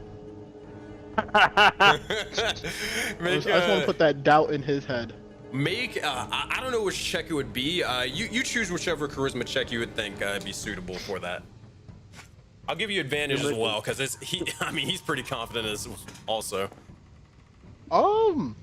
Let's go with intimidation again, because it probably is. He wants to intimidate him to doubt in himself to either turn on him or just. I want him to be a terrible partner for him for whatever they get it. Oh man. That. 16. Oh, it's disadvantage. I got you. 15 plus 9. Yeah, you're good. Yeah, you definitely put the seed of doubt into him. So, with that, we'll look over, and eventually, as the council will begin to finish up their things and more. But one thing, at some point in passing, while everybody's sort of talking amongst themselves, and the council sort of, the bit of tenseness is sort of ceasing for a bit. We'll look over for a moment, and you'll see as Oscar will walk over and sort of nod for a moment. One of the guards will begin to walk with her, and you'll see as read this. This should have everything that you need to know. And she'll pass them a note, and have the guard begin to walk over and pass you it, Agni. Or I guess probably it'd be Azora, rather. 'Cause you're in contact with them. Yeah, copy. And the TLDR of the note, what's it saying is that, hey, we'll shoot a message whenever you are or wanting to get this sort of conversation and talk done, then we can.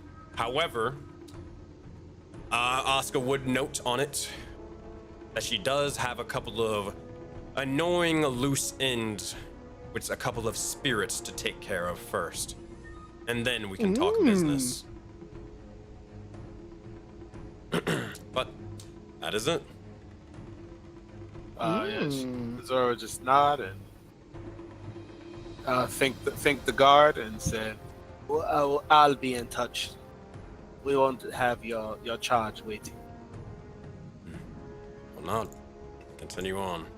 With that, my friends. All right, y'all. I guess what you guys can do. Where are you guys sort of headed at this point? Are you guys checking out these sort of city gates, or are you headed out towards just to sort of see if you can sort of try to sneak a peek at the arena and go from there? Are you guys heading towards your hotel? Oh, not hotels, but taverns. Where would you probably decide to head as a group? I'm guessing taverns. I would just say everyone probably want to like put their stuff in, see where they're staying, lock doors. Before before everybody leaves, Zamana do a couple of things and says, Sure. "Everyone gather around." He'll cast a quick ritual so that everybody can communicate telepathically to each other, and says, "If you run into any trouble or see anything suspicious, this is the easy way for us to communicate in case any of us gets into any type of trouble." And then he looks at Cora, Addie, and Before you do that, Go ahead. Hannibal would mention this.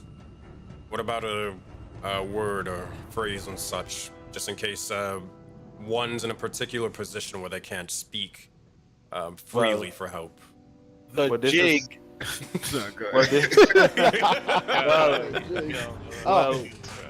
Well, with this, you can communicate telepathically. There's no need for words. And this is actually the preferential way for us to communicate. So no one knows what we're doing and what we're thinking. Very well. So, yeah, so essentially he's casting Rory's telepathic bond with his ritual. And then How many people can that affect? everyone in the area, actually. Everyone I choose in the area, that's what it says. Alright, so let's just say for shits and giggles, Riles and it's attached to that as well. Yeah, we'll put all the NPCs and whatever, just everybody in the group. So in case anything happens, and free form way to communicate information. And then he'll look at Goa, Adidak, and Koa and says, "You are the kingdom's top soldiers. As such, you are going to the probably most dangerous place here. So here's some extra assistance as he casts Paid on them, which is a 5th level aid. So they all get 20 HP Nice. for 8 hours. All right. 20 temp HP, you got it. It's max. Oh, so max. they max. Yeah, their max and their current HP increases. I'll probably just do temp HP for now. You can remind me that it's not temp HP if it ever comes into play. More so just it's an easier way to like not screw up their max HP for later once it's done, you know. Fair enough. It lasts for 8 hours, but yeah, I hear you.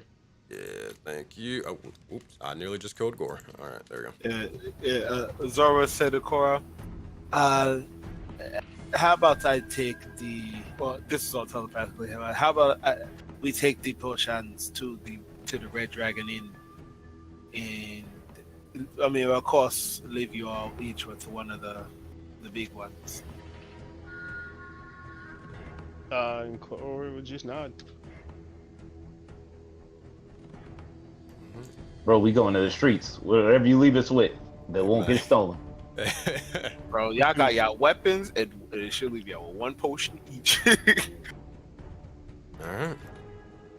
With that, as you guys begin to head forth, you'll hear as one thing over the intercom, or the last thing over the intercom, begins to speak and say, "There is." Well, actually, oh god, because it's voting time. How would it be? Daytime, nighttime, daytime. There is exactly 1 day remaining until the tournament of Biani begins. All of the phases for the tournament will be revealed there. But for now, this is what information we can provide you. Pull up this. Alrighty. What's the rules of this island? Is this Squid Games? Close. There is 5 phases for the tournament. The announcement phase, where all the fighters will report to the arena to learn about exactly the rules of the upcoming round and more. At times, but not guaranteed, the rules might change from round to round. Afterwards is the pre-fight phase. Individuals and warriors may prepare on their own means before their fights, warm up, respectively, whatever you wish to do. The next phase is, well, simply enough, the combat phase. The fights begin, spells are slung, and weapons clash.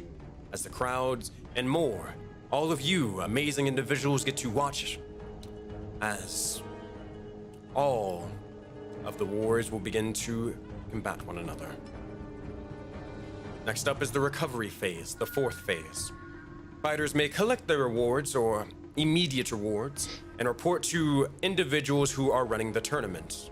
Afterwards, once they report that information, they may go to rest and heal their injuries with their fellow allies and recover. I recommend the spa for healing.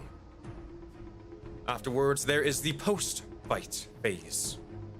Here, the entire island will go on lockdown and curfew is set and enforced. There will be multiple individuals patrolling throughout the night to make sure that everyone is in their rightful location and there isn't any sort of rumblings in the night like last year or the years before. Oh, it's over. People are free to mingle indoors and do deals or whatever they wish, but you will not leave your room once curfew is set. Have fun! And with that, as all the individuals begin to hear it, they look over towards one another, and now things are only beginning. With that, my friends, as you all head through your respective little taverns and more, I think that's a great time where we will call it, as we are at time, as it's 11:30. All right, y'all. Oh boy. So oh man, this is gonna be funny. I'm actually glad Addy Dark went to that specific little tavern because he's gonna have some funny things happening over there. Ah, boy. Hey man, I'll be honest with you. Just get your mittens ready. Just get your mittens ready. Bro, I wish I was a different character.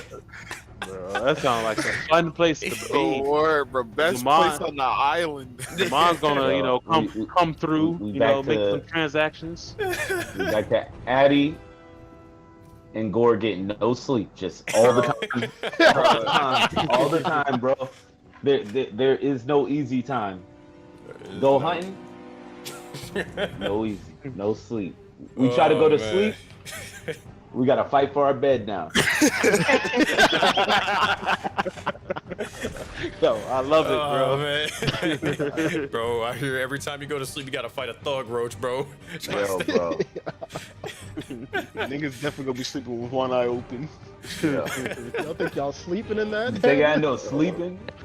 Bro. Yo, don't worry, bro. Walking up to the first round of the fucking tournament with like exhaustion 3. Nah, bro. The rest of Zaman gave y'all that juice, bro. He got that juice from Opie, bro. Y'all cool. Y'all good. It's gonna literally be looking Yeah. like Squid Games when everybody went to bed, but no one went to bed. Yo, bro. About to just walk in there and just diamond cut the first motherfucker I see. Just off break. Just set precedence. Bro, Got gotta you, be bro. gotta be the biggest bully in the yard, Yeah, bro. just Bro, don't go in there. yo, that beater is made for beating, bro.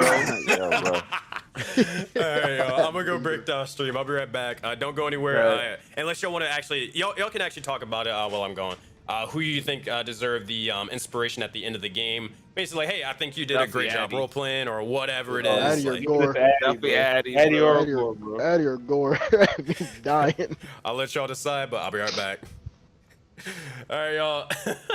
Thank y'all for watching. I appreciate each and every one of you. Y'all are great. That's the end of the sessions for the week. We're gonna be back live again, I believe, Saturday for 7 Souls at 10 a.m. Be sure to join us to the Discord if you're new. We'd love to have you. All that good stuff. And hey, enjoy your day, enjoy your night, and enjoy your week.